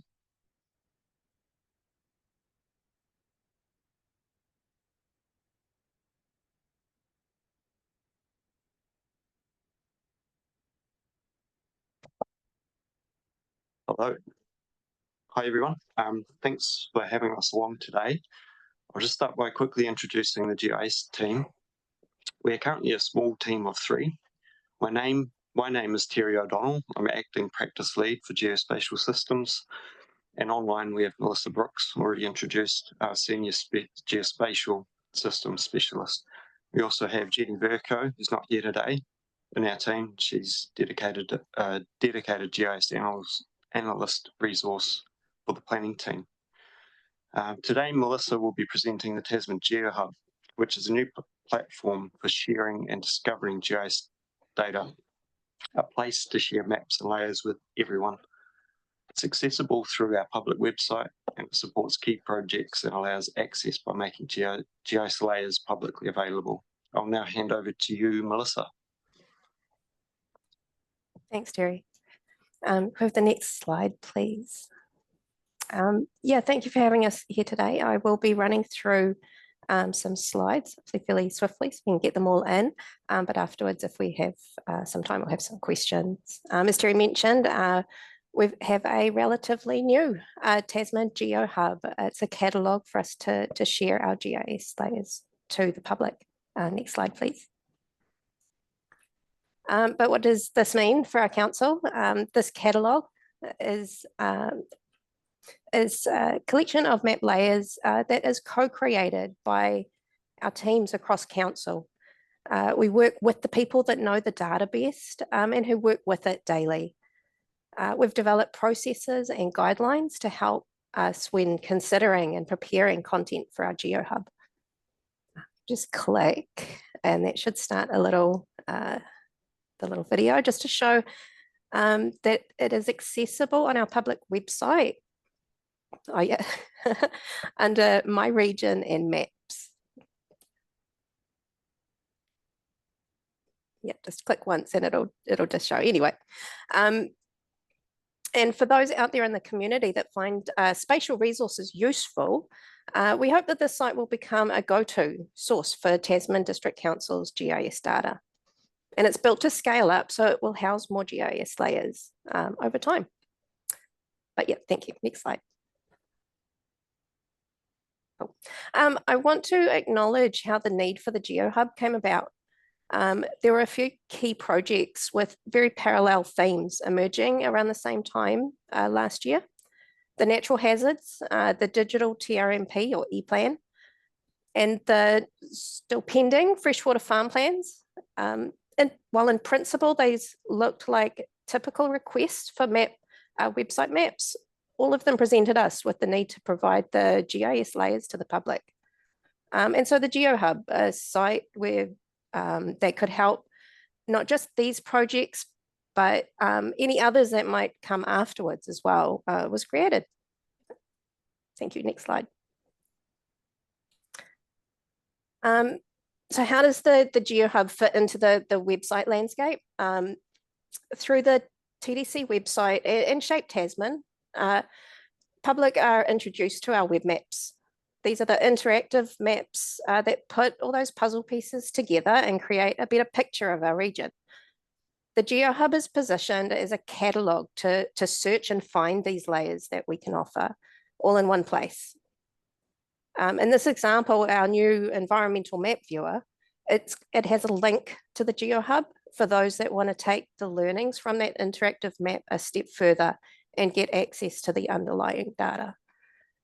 Well, this is one way we can let people know the GeoHub is there. We know that there are a range of folk from surveyors to university students, teachers, and many other specialists who make use of GIS tools that are now free to come to the Tasman GeoHub directly to find what they need. Next slide, please. Thank you.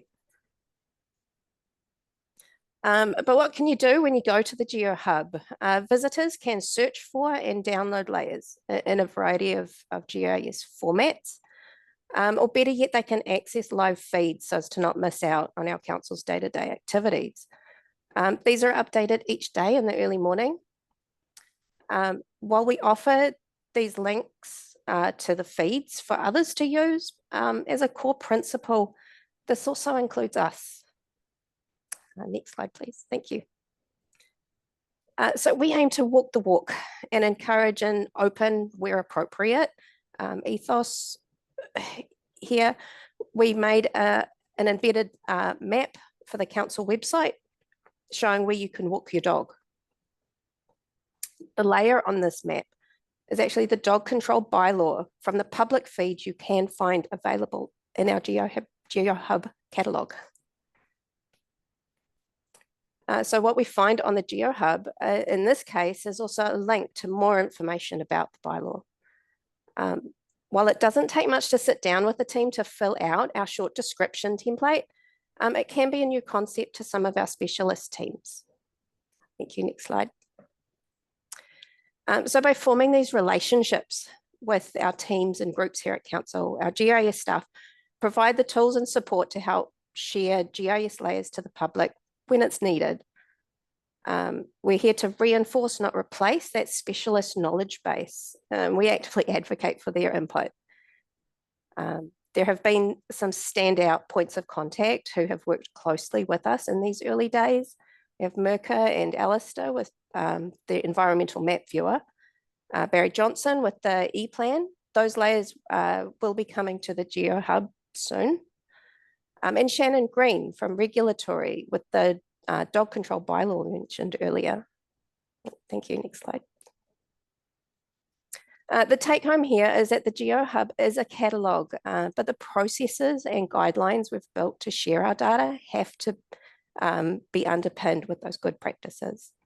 Our GIS team helps provide some of the structure and guides to make sure that what we are sharing is fit for public. But as we know, this can mean different things for each layer, so it must be flexible. Consistency is what will help us gain that trust we seek from our users, allowing us to share well-documented and cared-for data. Thank you. In a more formal sense, there is a focus, absolutely, on governance, ownership, and our policies like privacy. But from our own GIS team's perspective, it's also about stepping up and creating GIS documentation guidelines that are practical for staff to come in and use. Thank you. And for now, I will leave you with this link to the GeoHub and remind you that it can be accessible through that website. But please keep in mind the catalogue doesn't stand alone. It is built for those that need to access the GIS data directly, and our TDC website and maps like the ePlan, the environmental map viewer, these are great examples of how we put those layers, those puzzle pieces together to form a better picture. The Tasman GeoHub is one foundational GIS tool that we have made to support the organisation and to serve the public, and hope it becomes a valued resource for many. Thank you. Next slide, is Tazza. Thank you. Awesome. Thank you very much, Melissa, for taking us through that. Look, super exciting. Now, we do have some questions which we're going to go to, which may be about the presentation we've just had or the overall report from Information Services. So we'll start off with Councillor Butler. Thank you, through you, Chair. Yes, just thanks for the presentation. I just wanted to ask a question about the QR codes, which are on the signs, the dog control, the areas where people can take their dogs and where they can't. And these signs say, go to the QR code, and people put their phone on it. So where does that take people to? Does that take them and their phone straight to? I would have to check, but I expect it would take you to the Tasman website page where the map might be embedded or accessible through there. But I'd have to check for you there. That's something Shannon Green won't be able to answer. Yeah, through you, Chair, that's correct. It takes you to the relevant site on the council website with the information. Okay, all right, okay. I probably need to do that myself and see whether or not, because, you know, it's quite fraught at the moment as to where people can take their dogs and where they can't. And if they're not getting the information easily, then I'm just thinking, how much should we rely on these QR codes? Thank you, Councillor Butler. Councillor Kinnan-Month.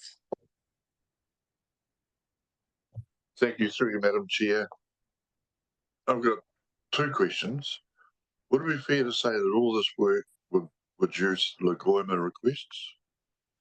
And have you considered by what percentage you were expecting a reduction in Lagoima requests? That, Through yes, you, that, Chair. oh, sorry. The information that's on the GeoHub is part of council information, so it is Lagoimerable. There may be a positive effect on the number of Lagoima requests we get, as with any service where people can self-service their own information and their own answers. So it's part of a wider benefit that all of our publicly accessible sites and information provide for us, and that it can give people answers so they don't then traverse through as a Lagoima request.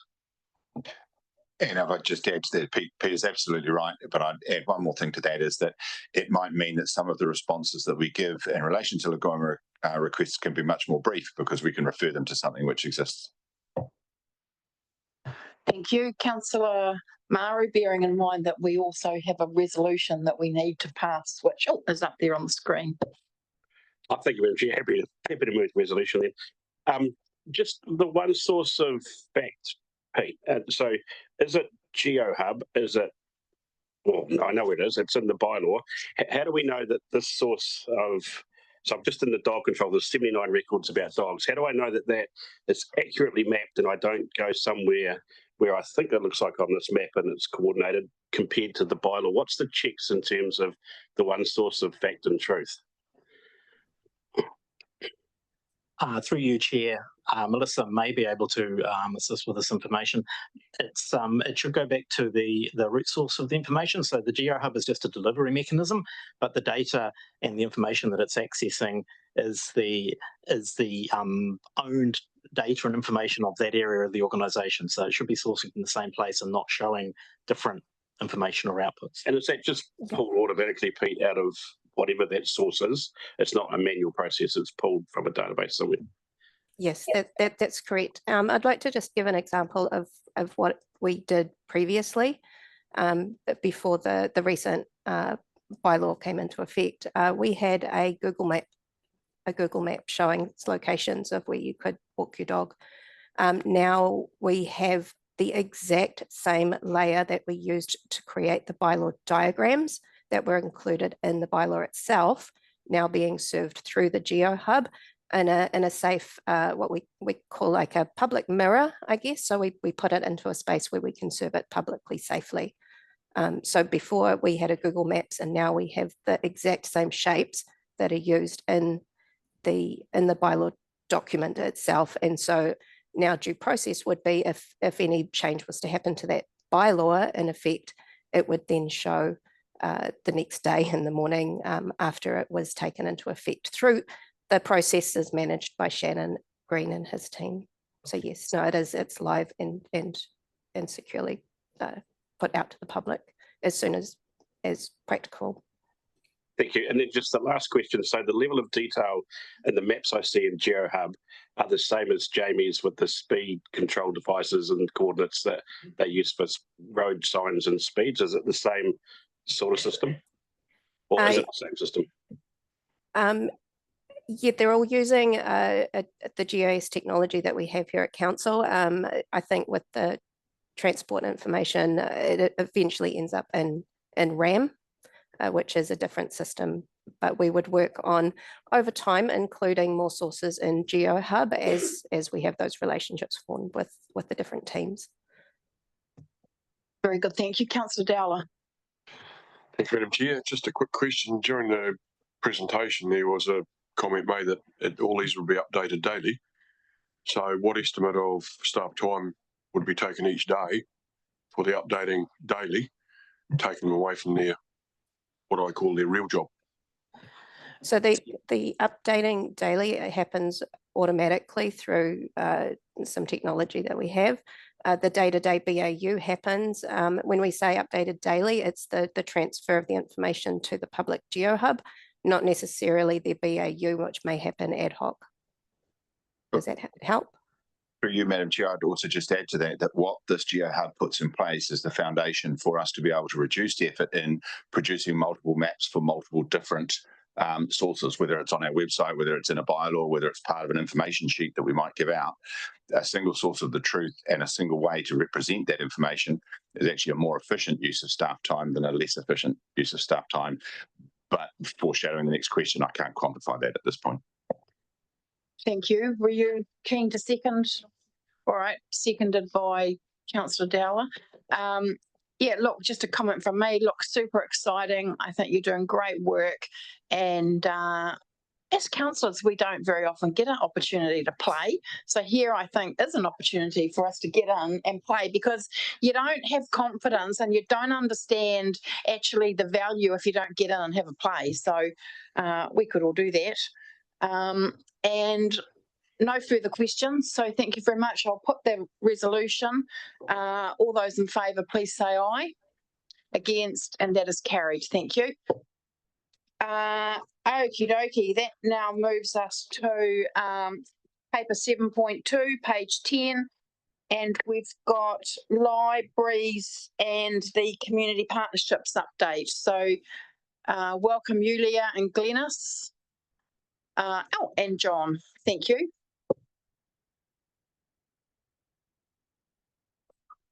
And so we will do this in stages if we can. Let me just get my hair. So we shall start off with libraries. Thanks, Glenys. Thank you. Look, I'm just going to take the report as read. Happy to answer any questions.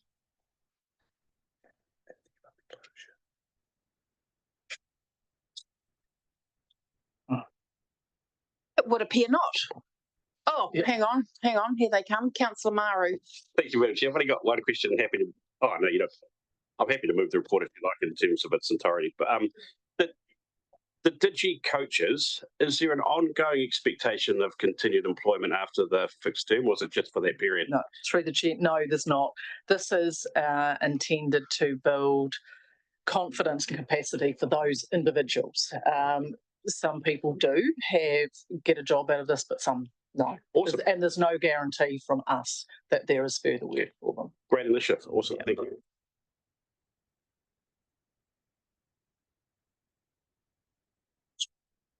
Councillor Butler.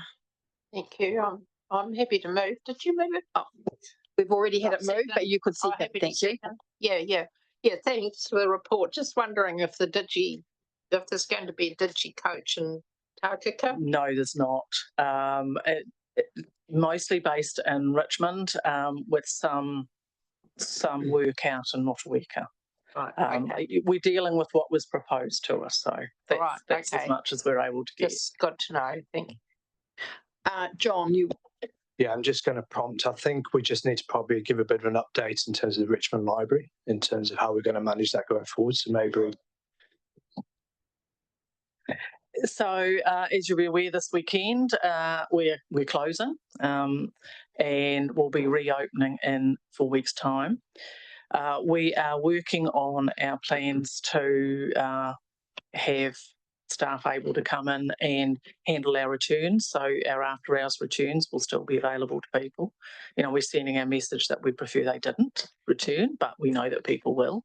We're certainly noticing that we have been a lot busier these last 2 weeks. Our shelves are starting to empty. People are taking supplies home. We do have a maximum of 35 items people can take, so they can certainly stock up. We have heard some people taking a whole lot of DVDs, and they're going to swap them around their friends. So, you know, people are making their own arrangements to cope. When we do close, we will have some signage on the doors that actually point people other places for their printing, for digital help if they need to, where they can get bus tickets. You know, those kinds of non-book things that we do. We've tried to provide information about where people can go for that. That information is, I think, now on our website today. So during the closure period, we'll be setting ourselves up for when we need to vacate the first floor, which happens the very first day that we're back and open. Staff won't be working on the first floor anymore because the work will need to happen there. So we are relocating ourselves to the meeting room. So that's taking a bit of setting up. And that's another reason why none of our meeting rooms are going to be available at least until October. So they're essentially have been unavailable to the public for a while and will continue to be unavailable while we're out of our normal working situation. I think just one other point, sorry, on that one is we're utilising our team in a couple of other ways in terms of the wider organisation. Maybe you could probably just give a bit of feel. And so we have actually, we're fully utilising our staff in many various ways, but we do have a small team who are helping the records team as from next week with some of their work as well. We have a staff member who will be helping with rates rebates too. All right, appreciate that. So we also do have an update from Mr. Kirby in his report, but good to be talking about it now, Glenys, while you're in the room. Appreciate it. Councillor Maru. I've already spoken, Madam Chair, but I have got a comment there. You've asked me to say something. I'd just like to say there's a really good bus drive to Motueka Library that will be open throughout for any library loans that the Richmond residents may have, and please enjoy a coffee in our CBD while you're there. Thank you. Councillor Shellcrest. My one's actually for Yulia. Okay. Okay, we'll come back to that because we're not quite on. Okay, all right, I'll do that in a minute. Hold that thought. Councillor Kinnan-Month. Thank you. Through you, Madam Chair, while Mr. Kirby is here as well, have you got plan B if it doesn't take 4 weeks? It takes 3.5 weeks or 6 weeks. What's going to happen then? I'm pretty sure the indications I've had is it's not going to be 3.5 weeks. I know, and Adam, project manager, can probably talk about this more than me.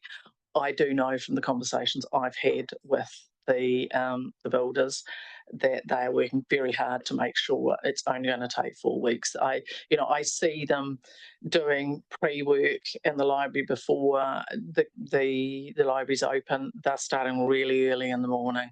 They're working late. They're doing their hardest to make sure it's only 4 weeks.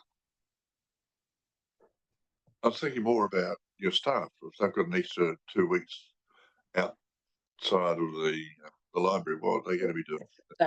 Well, look, we do actually have quite a lot of work for staff to do that we might not manage to do during our normal working hours.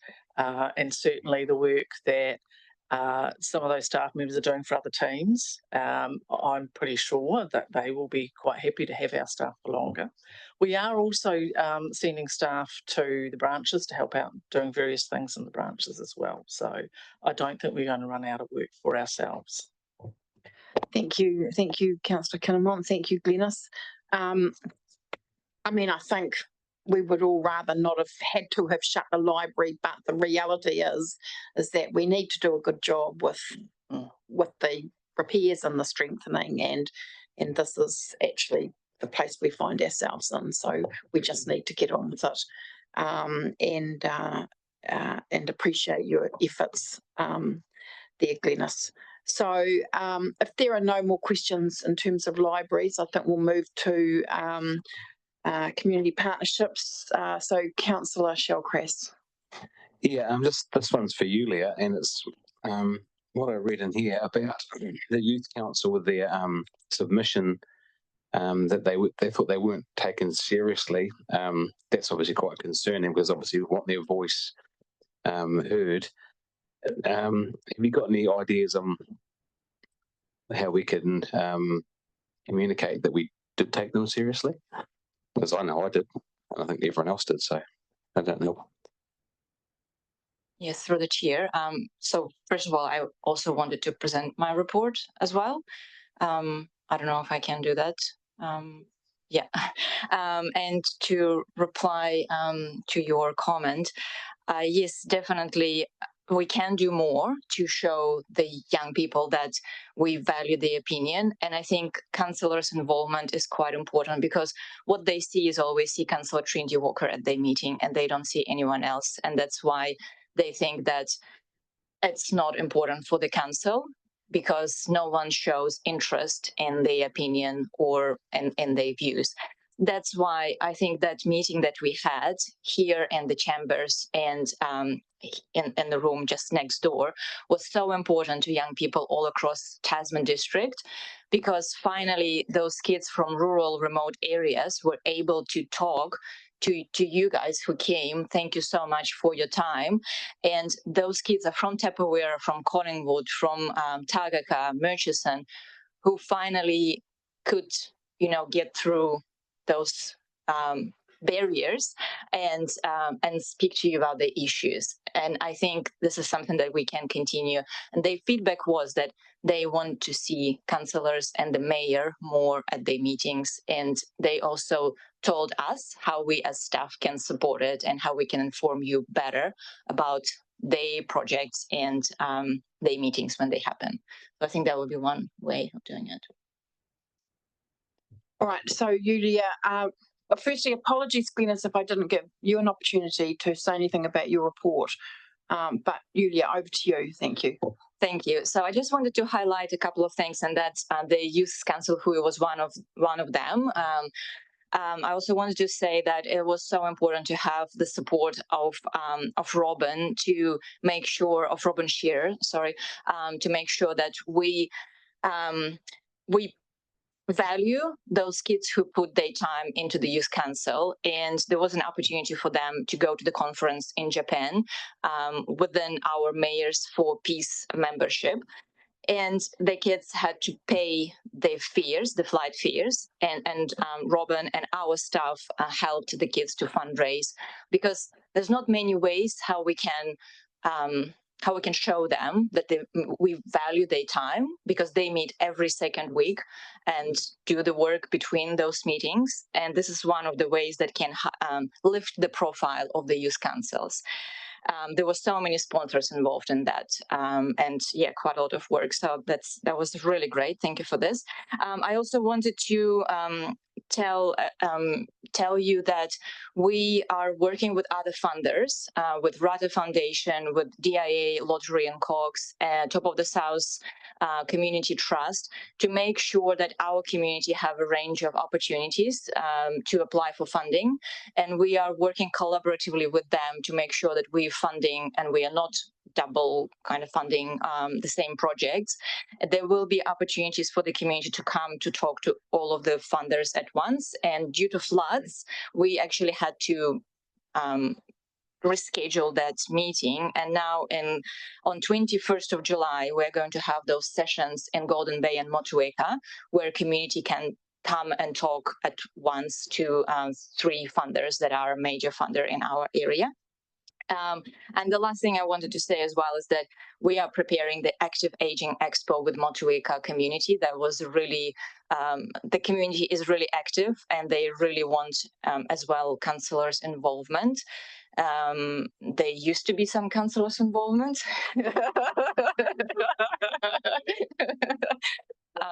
So that is scheduled for the 4th of October. And it will be in the Motueka Recreation Centre. Thank you. Any questions? Thanks, Yulia. Councillor Maru. Thank you, Madam Chair. And I do read the minutes, and if they need anything, they can ask me. But Youth Council, Yulia. So I don't even know when the Youth Council meetings are. So if you want councillors and the mayor there, we'll need to know when the meetings are so we can go there. And I guess the important part for me, from a background with the Youth Council, is it's probably more important that they invite rather than we take over. So just knowing where to go would be really helpful. And I just wanted to acknowledge, I was at an AGM with Councillor Walker last night, and the president of the RSA acknowledged Mayor Tim in terms of his attendance to ANZAC services in Motueka, Ngātaboti and Rewalker. So really appreciative of that. So see you picked up ANZAC Day. Thank you. Councillor Kinnermonth. Thank you. Through you, Madam Chair, I just want to recognise the huge effort that Councillor Walker putting in the mahi for all of this. So thank you. But Julia, the youth council, one way to get them involved in the councils is to go along to the community association meetings. That's where the rubber hits the road. That's where they've got to learn how to debate what the issues are in their own community as opposed to a region. And may I suggest that you put it to the youth council that they attend some of these community associations and listen to the grassroots people. Can I answer? Thank you through the chair. So youth councils in Motueka attend Motueka board community meetings, and the same with Golden Bay. They start having those relationship with the Golden Bay community board. The same with Wakefield Community Association, so they have quite strong relationship with them. But I agree that they need to do it more and wider. So thank you very much.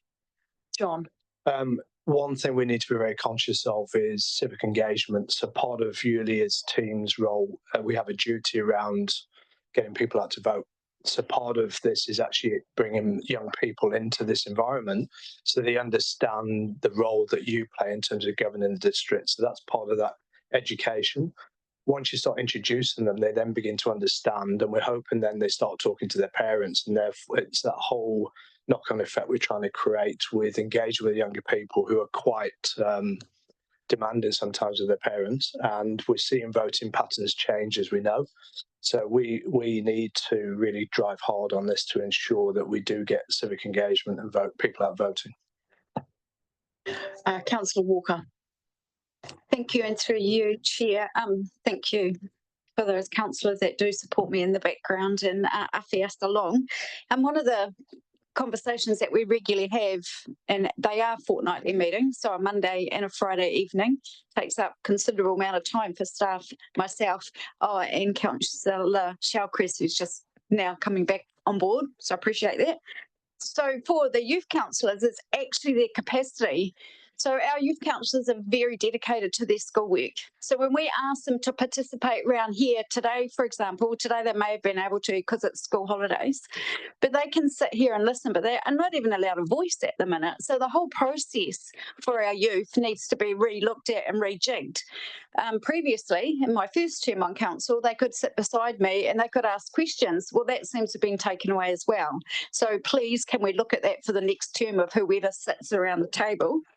And when it comes to the association meetings, so we have two Motueka youth councillors who happen to live in Mapua and are very keen, with some support, to turn up to a Mapua Association meeting. And if time allows and I can have yet another night out, I will awhi them into Taka, for example. So we are giving the Youth Council a lot of opportunities, but you've got to understand, for them the capacity to come in during the day, then they've got to try and catch up on their schoolwork. That's a juggling act that we're still working with. But thank you, Julia and Anna, for what you're doing to support the youth.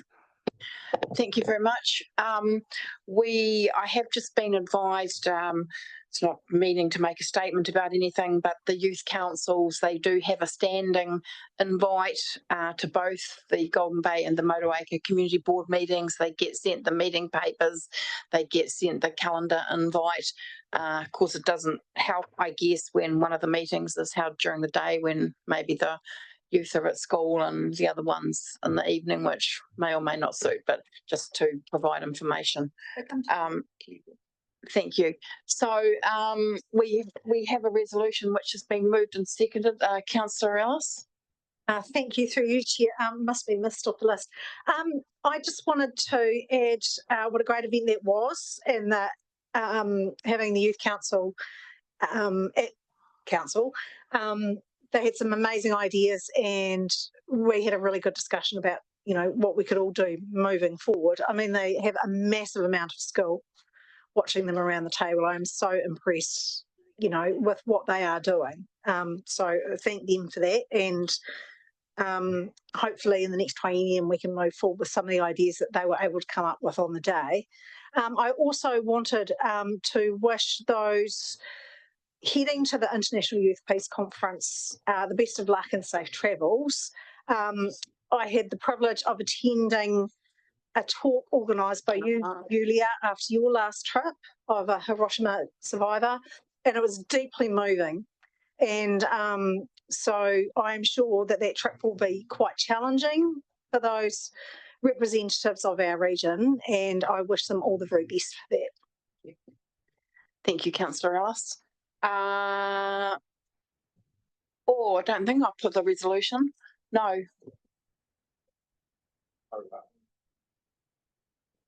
Yeah. Okay. All right. I'll put. No, I haven't put the resolution. I don't think. Anyway, I'll put it now. All those in favour of the resolution, we have a mover and a seconder to receive the report. And we just check. So Maru and Butler. Maru and Butler. Yep. Yep. So I'll put that resolution. All those in favour, please say aye. Against, carried. All right, page 32 in your papers, councillors, we're on the Community Infrastructure Group Activity Report, and we shall start off with Mr. Kirby.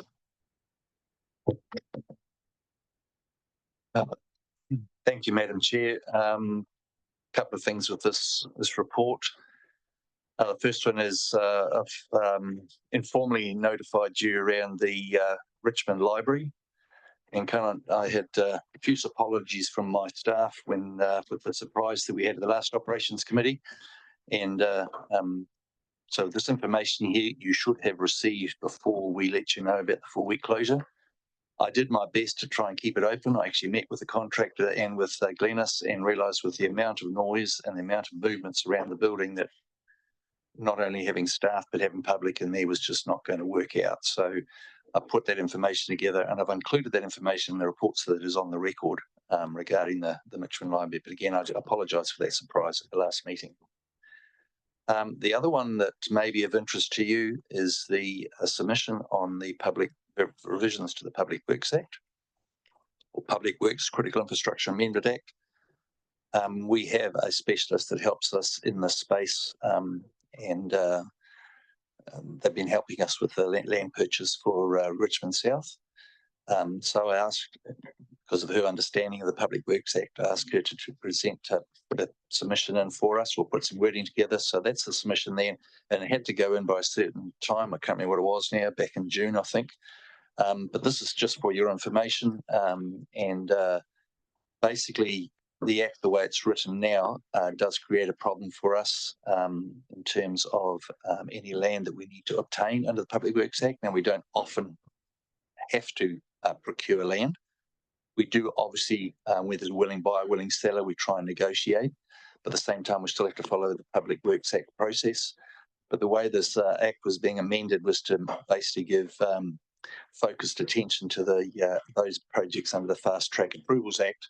And that's largely focused on large national projects, and from the roading space, to be like NZTA, and not so much around local government. So we put a submission basically saying, listen, don't forget about us. If we have to go through a designation and public consult, and then we have to turn around under the Public Works Act and do the consultation again, it seems a bit pointless. So we've actually raised that issue as well. And also we've got a couple of new staff that have moved in. Mitch Pownell is a port assistant at the Port Tarakoa. He's replaced a person that resigned. And we're actually in the process of interviewing for 2 key roles: a water billing officer, person resigned last month, and a reserves operations role. Also, that person resigned last month. So those 2 vacancies are being advertised at the moment. So just leave open to any questions. Thank you, ma'am. Oh, I don't know if you want any commentary around you heard what happened with the roading this morning in terms of the event that's going on. We are in recovery. As you know, there's a heavy rain warning come through for this weekend, and we are making preparations. I think the EOC is being stood up today just in anticipation that nothing's going to happen. Sorry, in anticipation that something might happen. But as far as the recovery side of it, there is quite a bit of work being done, as you know, and Steve, Amanas and myself are doing a tag team on that, which is actually quite convenient. So we're actually just working together through that process and putting the recovery team in place. And there's a lot of activity happening in the field. So if you have any questions about that, I'm happy to answer those as well. Thank you. Councillor Maru and then Councillor Mayling. Thank you. Thank you, Madam Chair. And you might be able to, Richard, but do you have a 20, 30, $10 million ballpark figure in terms of potential costs of this last event? I did ask Jamie on the roading side of it. Perhaps Jamie, could you just give and on the water side, can I just make a comment that with the pump stations and treatment plants and the erosion and the damage as a result of the floods, we're probably looking at about $300,000 to $350,000 worth of damage there. So, yeah. Thanks, Richard. I mean, it is early days, and there's a lot of work to do to tally up and actually come up with a reasonable estimate. But at this stage, if it exceeded 10 million, I might be surprised. So, up to 10 million would be my initial estimate. Perhaps, Madam Chair, Jamie just could comment on our financial assistance rate. There's a trigger level where the financial assistance rate increases from 51% to 71%. Perhaps you just comment on that, Jamie.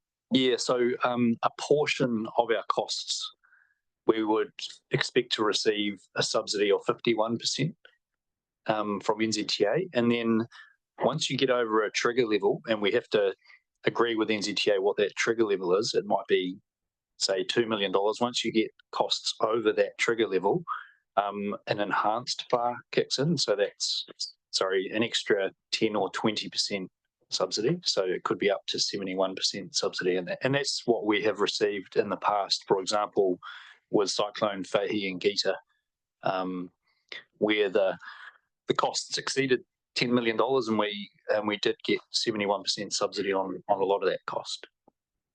So can I just be clear, Jamie, the 10 million in terms of roading, that's not what the council's left to fund, that's the total, and then it'll be reduced by the amount of whatever subsidies agreed.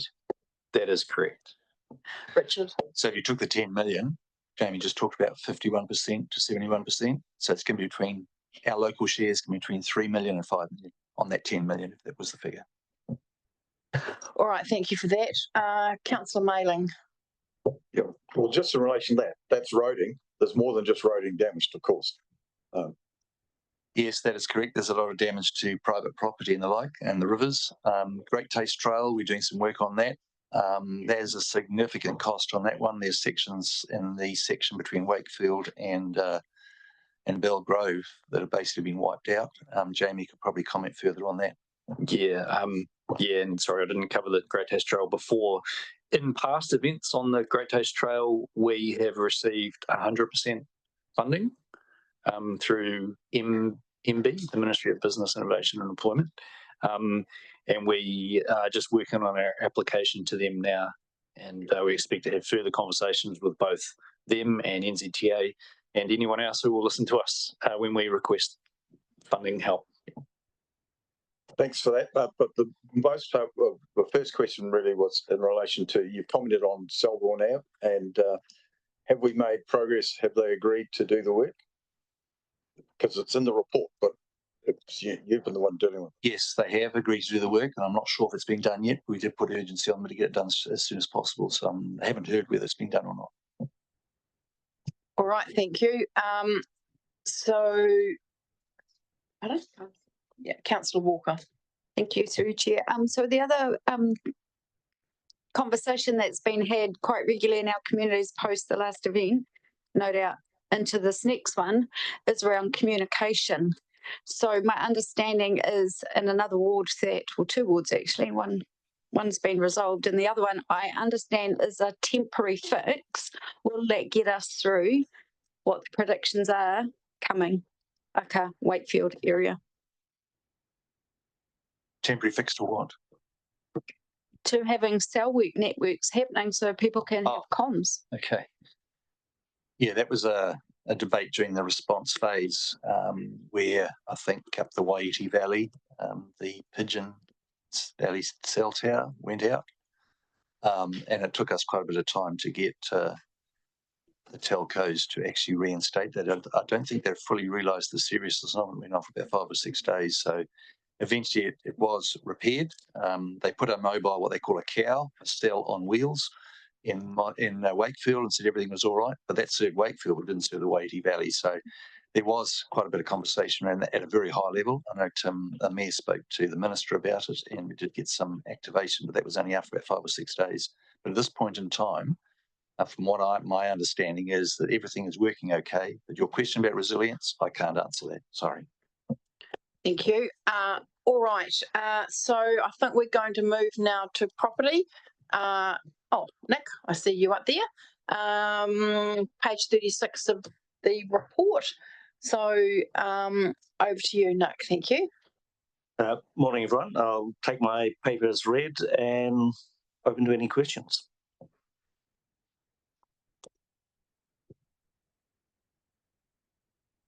Check 4.4. I think there's just maybe a typo in there, is there? Talks about when these become unconditional. It should be unconditional, not conditional. Yep, there's an error there. Okay, just wanted to make sure on that. All right, any questions for Nick, Councillor Butler? Thanks, Chair. Yeah, just wondering, Nick, what's happening about the review of the list of properties that came up for sale to council a while ago. They were going to be assessed. You know, we've got a couple in Golden Bay, Cornwall Haven. Yeah, we're going through the process. We've recently had some advice provided by Simpson Grayson on the correct process. There have been some hiccups. We're working our way through them. I guess we're working on the properties that have been agreed for sale by council. Some of those we have to come back to council, for example, Oxford Street, but that's an ongoing process. Right. Okay. So because we've got a group of properties that have not been agreed, but they're being assessed. Yeah. Correct. Yeah, some of those will have to come back to council for approval. Can I just add in regard to 29 Cornwall Place, we're having discussions with the lessee holders on that because unfortunately we've got 2 resolutions contradicting one another. One resolution to do consultation on, another resolution to sell it. So we've actually got to resolve that and come back to council on what we progress with that. We need to talk to the leaseholders first to find out how we can work our way through that. Thanks. All right. Thank you. Thank you, Nick. Doesn't appear to be any further questions. So that moves us back onto sure. Quite in demand today, Jamie. Moves us back into transport. Thank you, Madam Chair, and I'll make it quick. The only things I'll note in addition to my report and what has already been talked about, and they seem minor, but I'll note them anyway because they might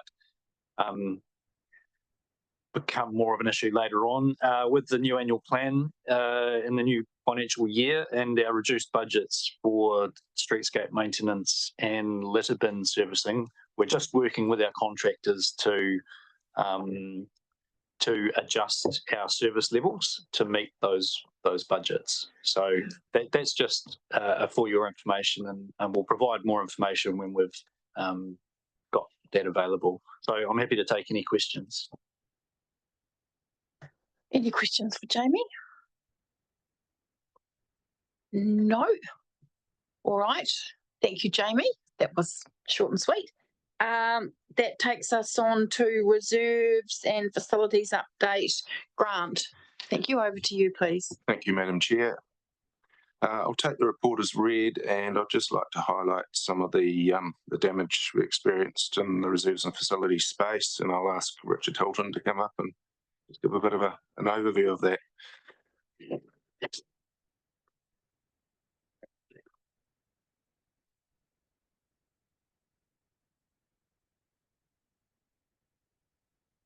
Through the chair. So the damage to the reserves and facilities has been sporadic, each ward experiencing different levels of damage.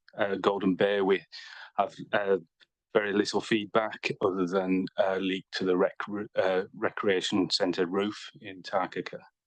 Motueka, minor damage with the loss of the McLean's toilet being the most significant one, and I think he's probably away in the ocean somewhere.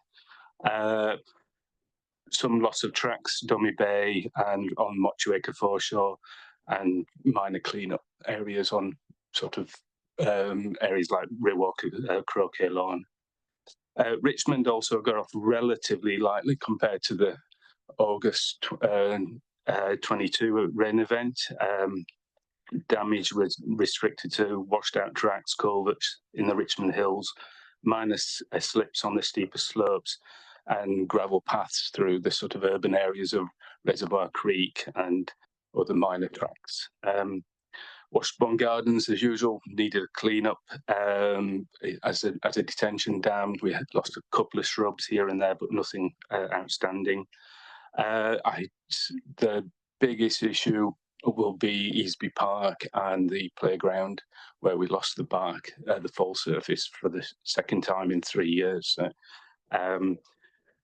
Whether we can, I suspect, changes to the culverts, it's very technical and difficult. So we'll look at actually moving part of the playground and being able to put in a bund, I think, is going to be the best way forward. Of course, Waimea Mootry ward's got the most damage, and there's some significant sites that you might be aware of. So Lord Rutherford Park, the Pitview stream did flood. It ripped up the asphalt drive that was redone last summer. 2 culverts were damaged, and the pavilion there was flooded. 2 Rivers Walkway in Brightwater along the Waiti, of course, lost a lot of the banking. Meters of material were lost. It's a very popular walkway through there, so I think we've probably got about a kilometre and a half of sort of rerouting the track through that area. Wakefield Recreation Reserve, again, the rivers burst their banks, went through Edward Dagent Reserve, crossed the paddocks that we lease out. We lost, got damaged to barbecue, fencing was lost, paths washed out, and we lost the bridge that connects Edward Dagent with the Recreation Reserve. Other areas, Bajan Bush, Golf Esplanade Reserve, we lost plantings or they got inundated, but general cleanup. Y80 Reserve, further up the valley, was we lost probably about 5 or 6 meters of its width. A couple of nice trees, and there's some great sort of native trees that are probably prone to further damage if something's not done. Much of the area will be waiting for the Rivers team to give us some feedback, what they want to do. But with places that are popular, we'll try and do some temporary paths or ways through for the public, because they'll still keep pushing through where they can. Other areas, McKee,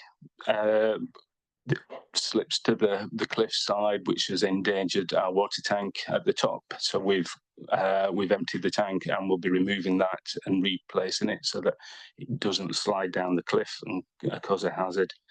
And then minor things in Tasman, Decks Reserve, the track that goes down to the sea, pad slips, and we had a large, quite old, beautiful tow trail on Old House Road Reserve that had to be removed before it fell into the stream. So a bit of a mixed bag. A little bit of cleaning up to do here and there, and yeah, it'll keep us busy for a while. Thanks for that update, Richard, disheartening as it may be. Grant. I'll just add that we had some inundation in the Lord Rutherford Park Pavilion as well, and provisionally that was about $50,000 worth of work. All right, thank you. Any questions in relation to the report for reserves and facilities? Councillor Kinninmonth, and then Councillor Butler. Thank you. Through to you, Madam Chair. Your last comment there, is it worthwhile sometime looking at McKee Reserve and saying enough's enough? The road slipping, everything going to be inundated. Looking at maybe quitting the land there? Through the chair, I say at some point. So most of it will probably depend on the road as much as anything. So once the road's got to the point where it's not serviceable anymore, then I presume McKee will be part of that. Thank you. I've got two other questions. One is, I see Jane's back, so this is probably for her. You've had people being offered some of your accommodation who have turned it down because of one reason or another. Where do they stand on the list after they've refused an accommodation offer? Through you, Madam Chair. So if they're offered a property and they choose not to take it for varying reasons, they come off the list, but they are told, excuse me, that if their situation changes and they need it in the future, they are able to reapply, in which case they go to the bottom of the list. Thank you. And then one last question, and it's probably not Jane this time, but it's more Grant. Community halls. We've been oversubscribed for the funding request. So what happens to the work that doesn't get done with this funding now? Does that go onto a maintenance list, a renewals list? You've got to reapply for your funding next year. Where is there some sort of organised list of, okay, we can't afford it this year, but it goes on to next year's list? Thank you. That is me and again. No, that's all right. So once this year's budget is finalised, so once we roll the year and any carry forwards are added to that, we'll look at that list and it gets applied. Some of the requests are nice to have rather than an essential. So they're prioritised for that, and any major jobs that we've identified this year that we feel are essential but we don't have the budget for will go into the annual plan next year. And lastly, that's conveyed back to the people running the hall. Yes, it is. Yeah. Thank you. Just with respect to the bids that we've received or the funding requests for CapEx and OPEX on the halls, is that information able to be made available to the respective ward councillors? Yes, I can do that once it's finalised. So once we've got the budget and we have the list of what we've approved and what we've deferred, I can share that with everyone. Right, I just, so that's once it's finalised. I mean, I'm just aware that as ward councillors, we end up going to a lot of those halls. So I'm assuming then that you don't require any feedback or input from councillors. We usually, within the operational budget, we have make those decisions, and obviously this year is going to be a wee bit more challenging because we've had to add a few things into it that haven't been requested that will be required from the flood event. So, Madam Chair, I understand from your question you'd like some idea of the criteria that's resulted in that prioritisation. So, if something's not on the list, the reason why something else has gone instead of it, is that what you're after?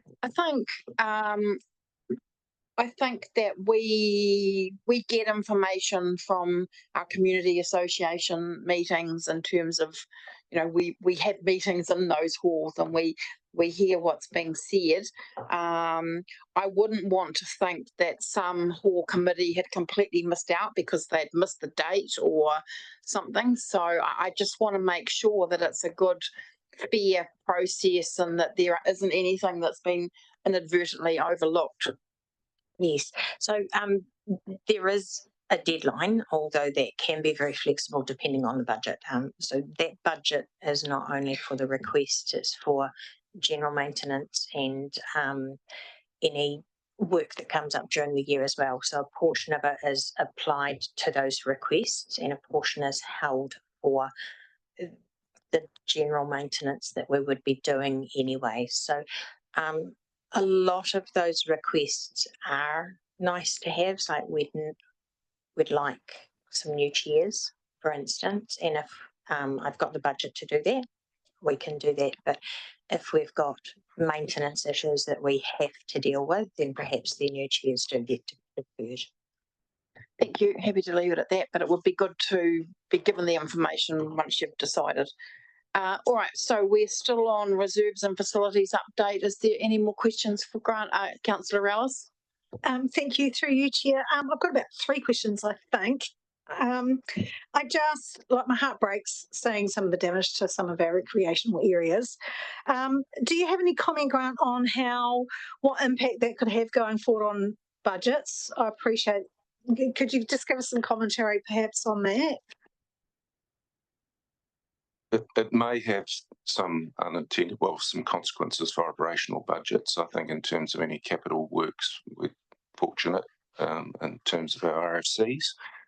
But yeah, it's a bit of an unknown in terms of the operational sort of impact. But yeah, we'll probably know more in the weeks and months ahead.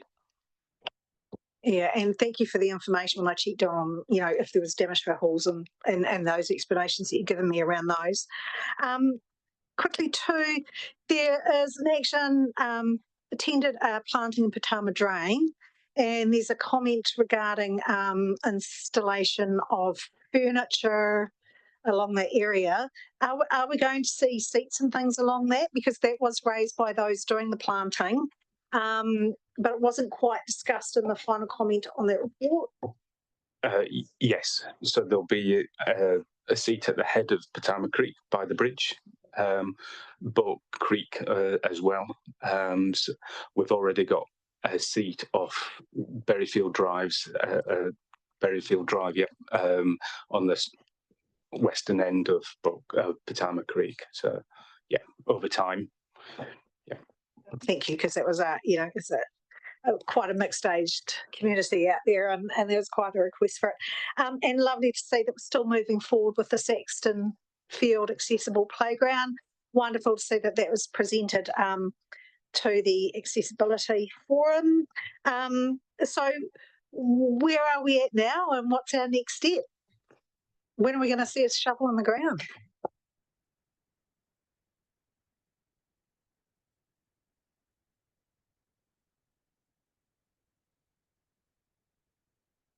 Excuse me, microphone. Through the chair, thank you. So it's nice to talk about something that's a bit of fun in this current climate. So thanks for the question. We're just finishing our stage 1, which is that early engagement and public consultation through our Shape Tasman system. So that's just we're just summarising all of that. So that's just sort of in play at the moment. So by the time we get to the next meeting, we will be able to, report fully back on that. But so we just at that next stage, stage 2, which is procurement.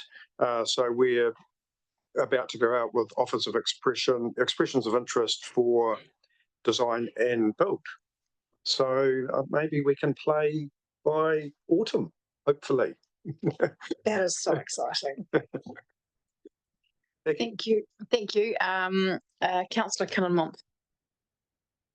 Sorry, through you, Madam Chair, I forgot about this question earlier on. Boothary Hills Recreation Centre and Sports Fields. There's a nodding there. So there's going to be a review done on it.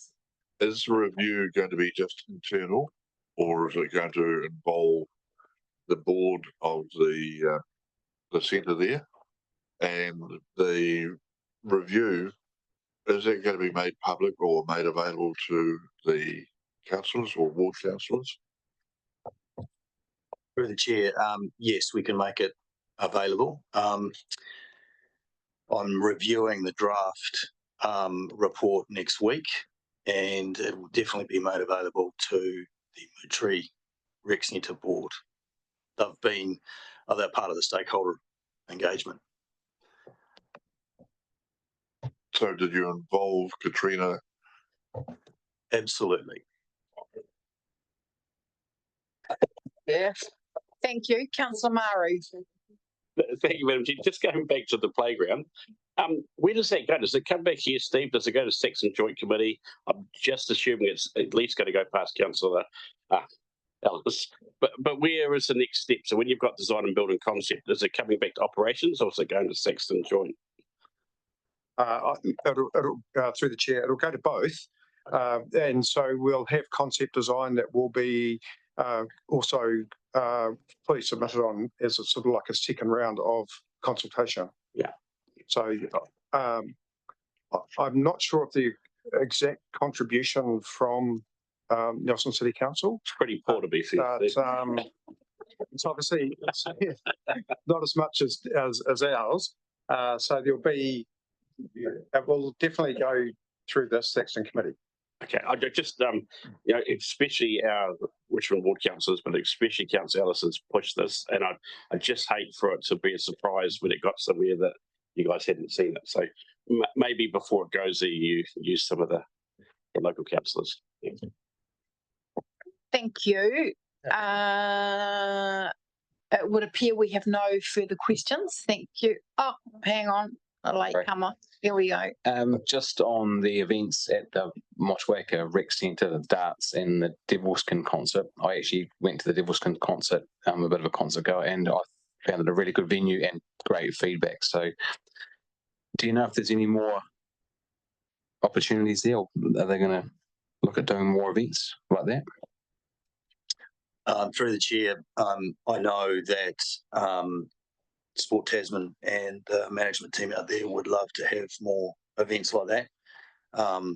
It might be subject to the impact on the rest of the stakeholders at the facility. So I know that they thought it was a really good event. So yes, I would love to, but it might. These kinds of events do take over. So there's displacement that they have to deal with certain other stakeholders. Councillor Walker. Yeah, thank you. Through you, Chair. So whilst I read the report and there is a part of our community who thought that concert was amazing, there's another part of our community who have big concerns about the noise pollution and other stakeholders that actually couldn't operate. So thank you, Tony, for acknowledging that. And let's hope that when we go forward, all the stakeholders that it can impact get to have a voice prior to the event. Thanks. All right, thank you. Thank you very much, Grant and your team. We'll move on now to waters and waste update. Mike, thank you. Thank you, Madam Chair, and good morning, councillors. Good afternoon now. So I'll take my report as read. I don't have anything else to add to my report. However, if you'd like, I could give you a rundown on what's happened with waters and waste over the past couple of weeks and what we're expecting as of tomorrow again. Yes, I think we would like that. Thank you. So we've just this morning received a warning for the wider region for an event again from 9 a.m. tomorrow morning through until 1 a.m. on Saturday morning. Could be similar to what happened last Friday. So we are preparing for that. We had been preparing for that anyway. But as to the rest of the team and where we're at, we're pretty much back to business as usual for water supply, wastewater, stormwater and waste management. Levels of service are back to where they should be. Tapawera should be off the boil water notice tomorrow, subject to the event tomorrow. We're doing sampling at the moment, and as far as I know, those seem to be okay. The Mariri ROC is still working on extended hours, and that will continue through to the end of the month. Again, subject to what happens this weekend. But the feedback I'm having this week is that the latter part of the afternoons is not a lot of activity. So we will review that after the weekend anyway. The Motueka wastewater ponds are still being overpumped to the wetlands. There has been a bit of erosion around the wetlands, and there is concern about leakage around the ponds because of the high levels in the ponds and the hydraulic loading on the bunds and so on around them. The team did a walk around the ponds yesterday, and there is evidence of wastewater around the edges. It is treated as partially treated from the ponds and so on, but we are keeping those wave bands, all those levels at a reasonable level on the wave bands, so we don't get damage to the wave bands as well. But that will definitely continue throughout the weekend as well. The Brightwater, Somerville Lane, we've had, I think it's 4 or 5 properties where we've had overflows onto private property, backflow through the system because the network has become overwhelmed and has gone onto private property. and we're dealing with the property owners on those. And so, as Richard intimated earlier, the current estimated damage is around 350, or at least 350,000. That's a rough estimate of what we've done so far, but we are picking up on other things as we go along. For example, most of the protective barriers around the Waimea ball field have been taken out by the fencing has been taken out by the floods, but it did do its job and protected the upstands themselves, and they're still operating without any issues. Going on to each of the activities now where we're at. So the waste management, we've got about 210 meters of erosion damage to the closed landfill at Mariri. We have had estimates of what needs to be done there, and it's of the order of about $50,000. And we've got rocks being moved on site, and Richard gave approval yesterday, I think it was, to get that job underway and protect that landfill before it actually impacts on what's buried there. The waste management plan is in place for the disposal of flood damaged material. And also we have an option to deliver skips to places that have got a large amount of material they're not able to remove themselves, but they need to get hold of customer services here and let us know, and we'll evaluate those. And we are focusing only on flood damaged material. Stormwater, the Easby Park Inlet Grill has been badly damaged. We can't move it, but we can access it to remove any debris that builds up through the next event. It needs to be redesigned and completely replaced. And also an extension to that is we're looking at, and we've started the project of putting an additional inlet below the Easby Park inlet and additional large volume sumps on Selborne Ave to take more of the waste away. And also down in Polglaze, we have agreed to meet with residents there in the next week or so and talk through options with them. And potentially that could be another stormwater pipe from Polglaze through to Hill Street, if we're getting access through a couple of the properties there, because that has been hit again with overflows. As of tomorrow morning, we will have a digger parked at Easby Park ready to go. We've done already this morning and this afternoon, the teams are out inspecting inlets, outlets, detention dams, etc. Lodestone Detention Dam has got a reasonable amount of gravel in it that needs to be cleared. We just haven't had a chance to get up there yet. I don't think there's any issues with any of the other detention dams around the place. Water supply, the Taparera treatment plant, which included the pumps and the UV treatment, were flooded. We somehow managed to keep the pumps going, but we did have to take each of them out to replace them. That treatment plant will be in that place for the next year and a half at least. So we have ordered and those pumps are specific to that site. We don't have any other backups, and it's not something you can get off the shelf. So we've ordered a replacement pump to be on standby because we expect that could be in the next 2 years, that could be flooded again. We're also designing works to lift those pumps and the UV filters and the headworks of those pumps at least another half a meter to a meter to get them out of a similar flood zone again, and that could give added protection. The 88 Valley intake was quite badly damaged and the walkway around it, so we're going to have to rebuild that. Of course, in the future, we may or may not need that intake depending on what we do with the future of the 88 Valley water supply. It could be a stock water only supply in the future, so possibly require less equipment to keep it going. The 88 Valley Church Road water main failed, so along Church Road, the pipe, the rising main diverts through a paddock, goes through a stream, and then comes back to the road for some strange reason. So that got washed out. We have replaced it. It's still in the stream, but we've got plans in place now to realign that pipe along the road over the culvert, so it won't be washed out. But right now it is at risk of being washed out again.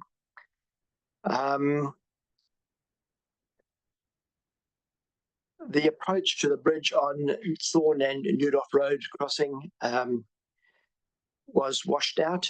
and the pipe there was exposed. And while they were repairing the washout, the pipe failed. And so we have repaired that.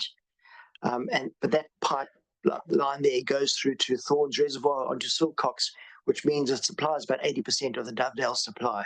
So it is quite a significant pipeline.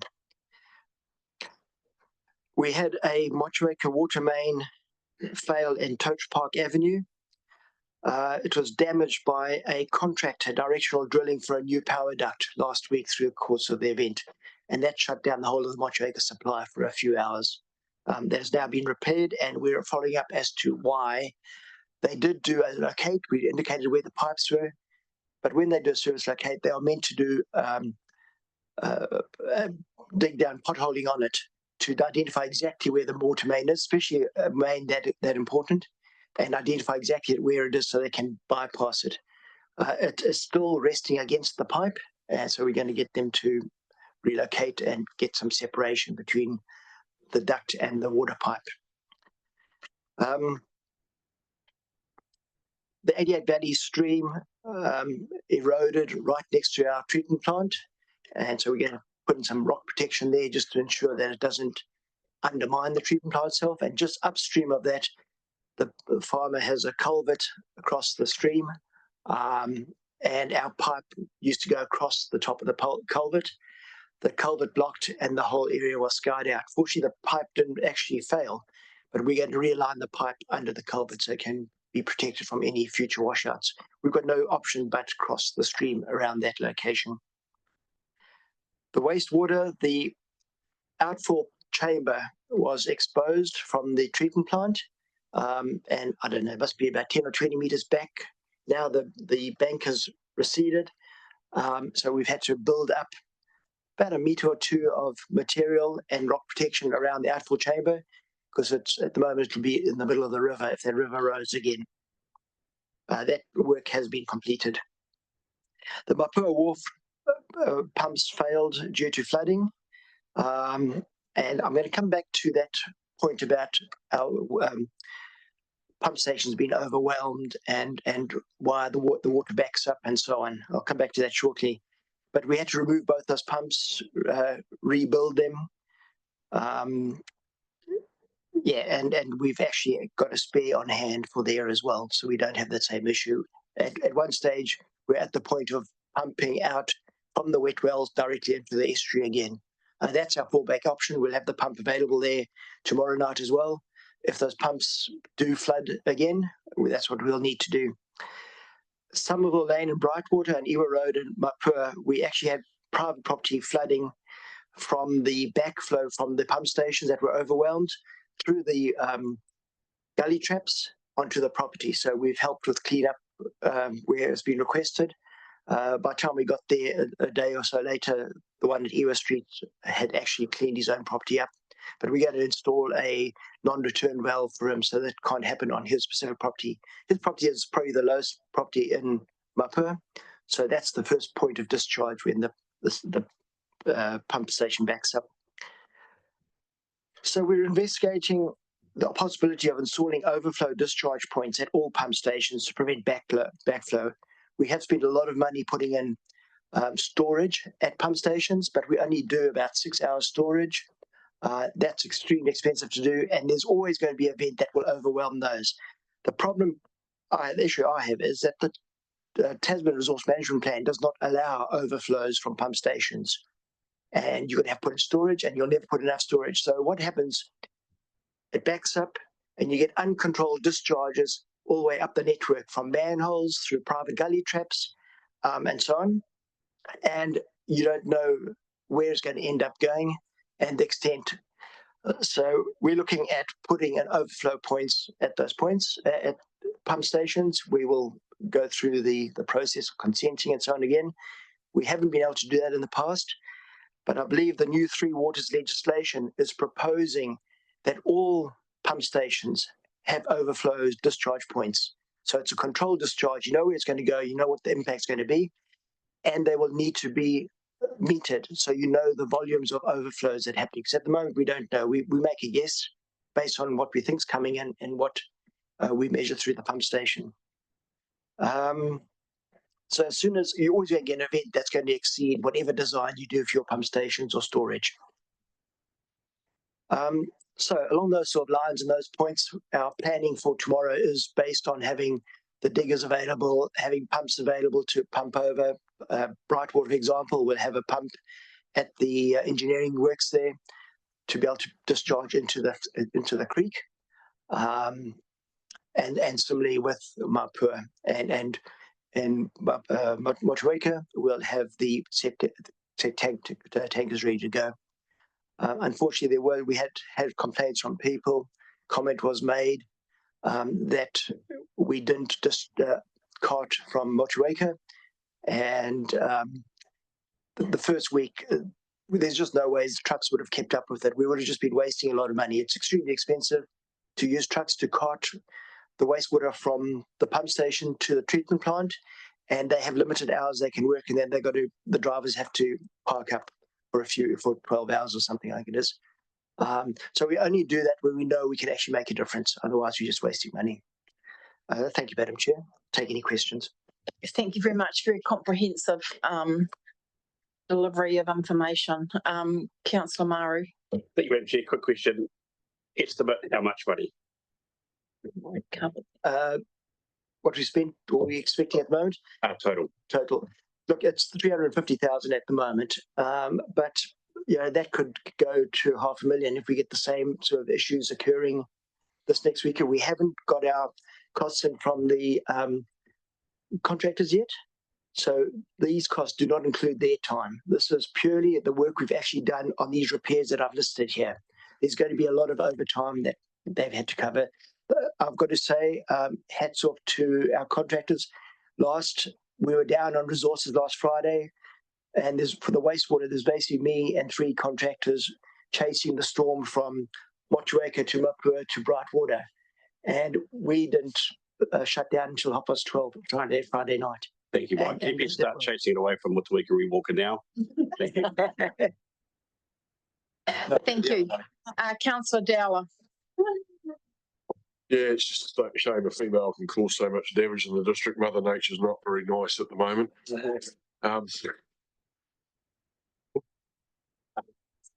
Take my chance.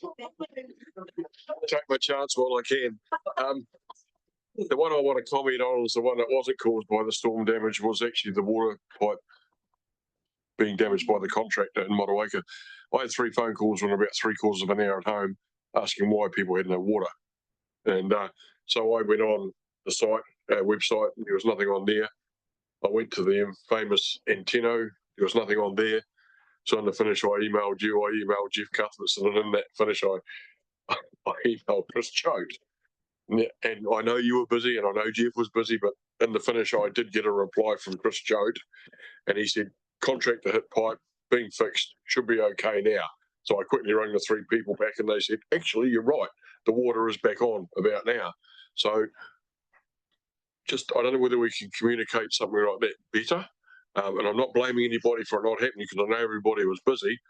But if the communications man could respond to me that reasonably quickly, which was probably in about 20 minutes after I sent him the email, and he's the one that promotes this Anteno system, because I did ask a couple of people, have you been on Anteno? No, never heard of it. I said, well, this is one of our thingies that we communicate to people about. And then I went and had a look myself, and there was nothing. So just to, I don't mind getting phone calls about that, but when I couldn't find any information myself, I thought, ugh. Right, Mike. Yeah, Madam Chair, thank you. No, the fact is no one knew. The break happened, there's no water, and we didn't know where it had happened because there was no one on that site. They were directional drilling from down the street. They didn't even know that they'd hit the pipe. Water stopped running, and that's why I didn't get back to you. I didn't know. And as soon as we did, we got hold of Chris. We said, this is happening, and you can go and do it. So as soon as he got the information, that's when it went live. It took us quite a few minutes to actually try and find where this water was actually leaking out, because it wasn't exposed. Don't have a problem with what the event as it went, and what you explained is absolutely awesome. But I just eventually it may be put up there on the Anteno just to let people know that what was going on. Thank you. We've got a few questions here that we'll work through. Deputy Mayor Bryant. Thank you, Madam Chair. So just two quick questions from me. Right. Firstly, when you gave your verbal update, you talked about the two bores at Tapuera, the new bores. Just wondered how are they for quality and volume, because they are on the better side of the road and stop bank for any flood events. Yes, so those two bores, yeah, the volume and quality has been great, really good. But even better is they were well above any flood levels. Yeah. And you're going to put them higher, or is that on the existing one? No, the existing one we're going to lift in the interim because it's going to be, I don't know, this is about 18 months or so, Russell. I think before the Tapuera is actually operational. We've actually got a meeting this afternoon to discuss the timing of it. Right. Yeah, because there's been a few delays with funding cuts on that project. But because one would have thought if we're at the new bore site that there would have been less risk of contamination. Exactly. Because the water just sat round on the other side. Yeah. And secondly, my question relates to 88 Valley reticulation from Gossie Drive North up to the tanks. And obviously that's the expensive part, and now it's been delayed. In light of the events we're having, obviously we need to get that, and you talked about the damage to the pumping station on can we accelerate that water from the township up to Toach Review? Yeah, no, look, that has been, that part of it has been, the rest of the whole scheme for the Waimea plans has had a bit of a delay, but that part of it is still on track.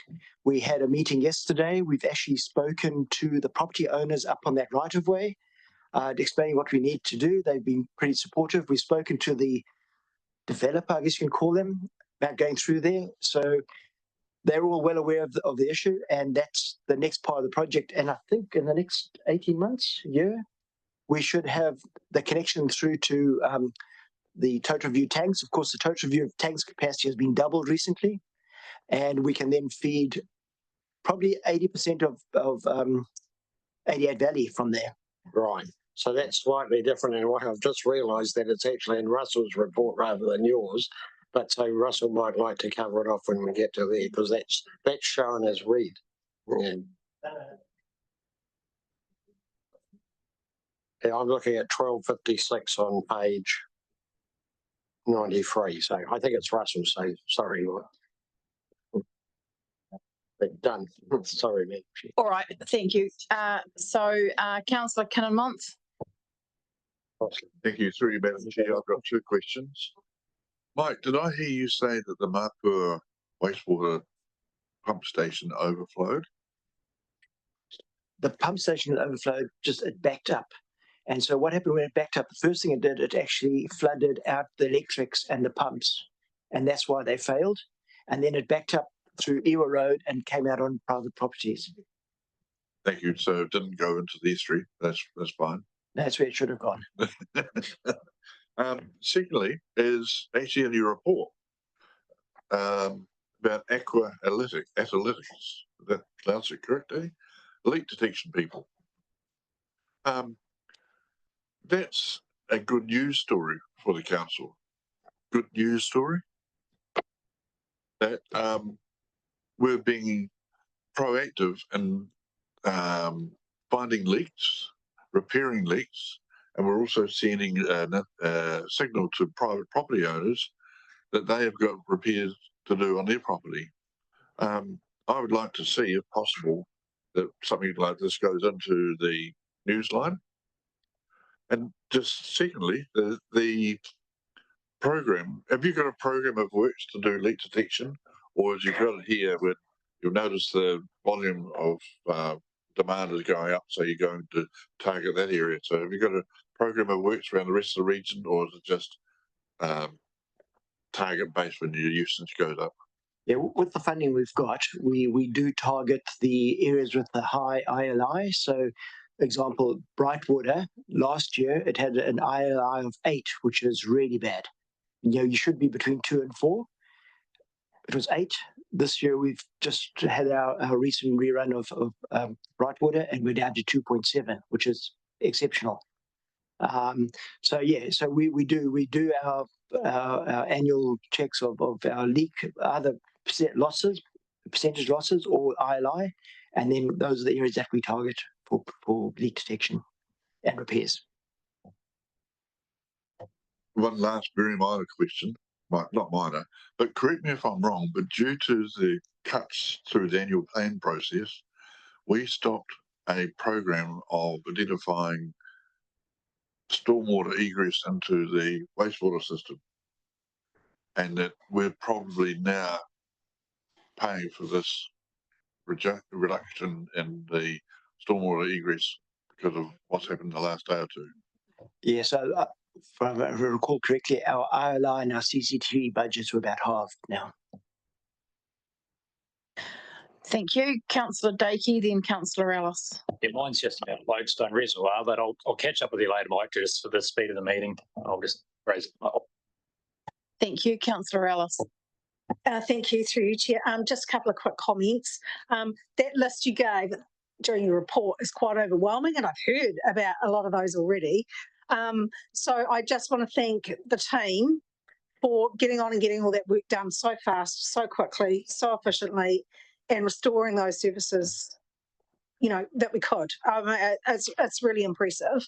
And the other one is in 7.3, to see the sensible resolution from Taumata Arawai regarding the bores at Motueka. Wow, a sensible, logical decision from them. Thank goodness for that, finally.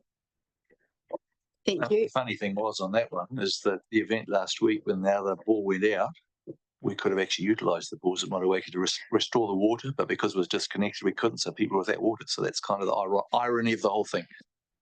Thank you.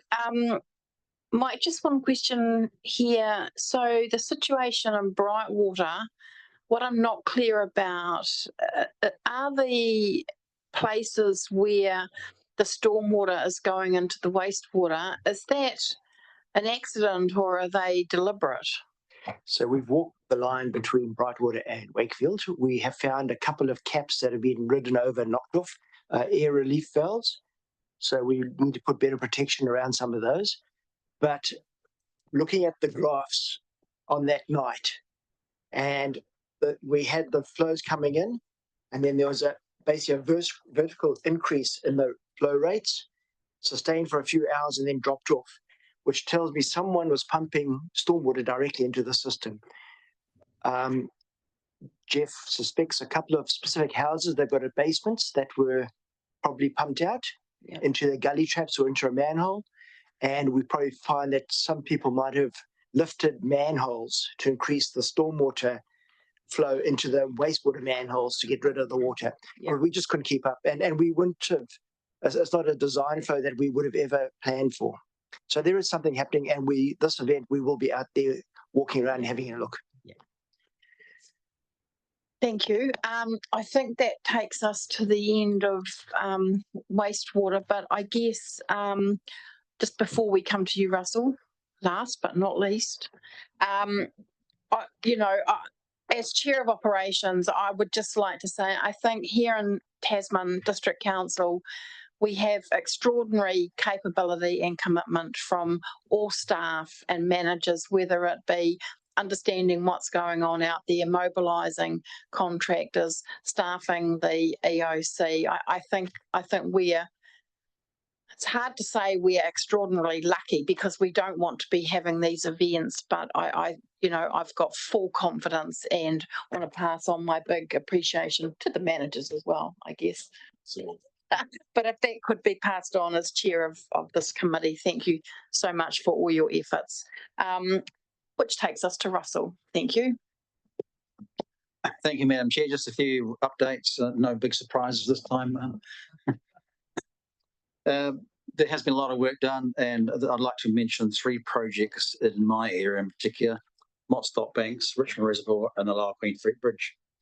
The Mott Stop Bank, our construction site there, had been closed down some weeks ago as we closed the winter season. So we're not actually opening up any of the banks when there's likely floods around. So that performed well, and there was no issues with the work we'd done, and they performed the way they're supposed to. The Richmond Reservoir, we sped up quite a bit of work to get the key foundation slabs in place and poured before the big rains came. That was really important because it could have done a lot of work, could have done a lot of damage to our original foundation dig outs had we not got all the concrete in place before this wet weather came. So that was great. And Lower Queen Street Bridge, no issues there other than we won't do much work there for a while because it's extremely wet and boggy and not really suitable for digging out. But otherwise, the projects we got are in good form, and it was very pleasing that the construction teams did extra work before the rains come to secure the sites. Thank you. Questions for Russell?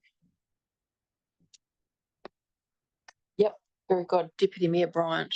Thank you, Madam Chair. So just three from me, Russell. Firstly, in relation to the Motueka Stock Bench, which you've just talked about, yeah, really good positive comments in the community about how they've done their job. And I'm not sure if this is a question you can answer, or maybe Jamie or someone from Rivers, but with all the rain we've had, has that in any way weakened them or compromised them, particularly in light of that we may get another event, even Richmond might be? No, not to my knowledge. I mean, that's in the river area mainly to how it performs. But we've been out there a number of times, both before, during, and after the recent events, and very little scouring. They've done their job and held up well. Excellent, thank you. And then just in relation to the Waimea Dam augmentation, I expect this might be a typo or a misprint, or I'm hoping it is, says June 25 update. Working on landowner agreements and resource consent application expected to be lodged mid-April. That's not quite correct. The key there is we have a number of parcels land to cross. We do not have agreements to cross them, and the project can't proceed unless we get all the agreements in place for the pipe. So once we get that in place, we'd be lodging the resource consent application, wouldn't we? We have to get landowner consent before we can do that. Yeah, so April, it must have been from an old report or something, because that'll be after the next irrigation season. Yeah, that's incorrect. We've got some challenges of getting final approvals from all the landowners, without which we can't proceed. Right. And did you have a chance to look at the one I asked Mike about? Where? No, the one about 1256. Shall we just deal with the Waiiti Dam? Mike, I think has got something to say, and then we can move on to your next point. Yeah, if I could please, we've had made very good progress on that. One of the things that one landowner in particular that we need to deal with was about valuations of forestry and so on. And we've actually had the forestry valuations now done, and we've agreed to use the same valuers, but we had to wait for his approval for his valuers to release those figures to us. We've now got them, and we are putting together a proposal for him. And Jeff Cuthbertson has been dealing with this project because he knows the landowners up there really well, and we've left it to him to do the negotiations. He will be back from leave in 2 weeks' time, by which time we will have a proposal ready to discuss with Richard and get approval and present it to the landowner. That is the key landowner that we need the final approvals from. The rest are given verbal, and once they sign, we get all of them to sign. So we're not far off now, but of course, this is not a job we want to be doing through winter. So we wait for the season. So there's no real pressure right now. It will come on in September, October or so, I should imagine. Microphone. And yeah, so the other one was just around the one you had in your report around 88 Valley. So it seems to be conflicting with what that was 1256. Yeah, there's two, 88 Valley, Tapawera, 88 Valley. There may be some extra cost increases depending which option we go for. So we've got to do a bit more investigation and options, right, and then come back on what the likely costs will be and where the phasing is to pay for those costs. Right. So that's the meeting Mike talked about this afternoon. Excellent. Thank you. That's why we meet this afternoon. And Tapawera, we've got the funding, but the phasing of the funding was changed for this LTP. It's been pushed out, so we can't actually progress. And we've got a session on that as well. Thank you. I notice on the schedule of projects, it's probably worth acknowledging the TRMP, which has gone online, which was funded through the Better Off funding.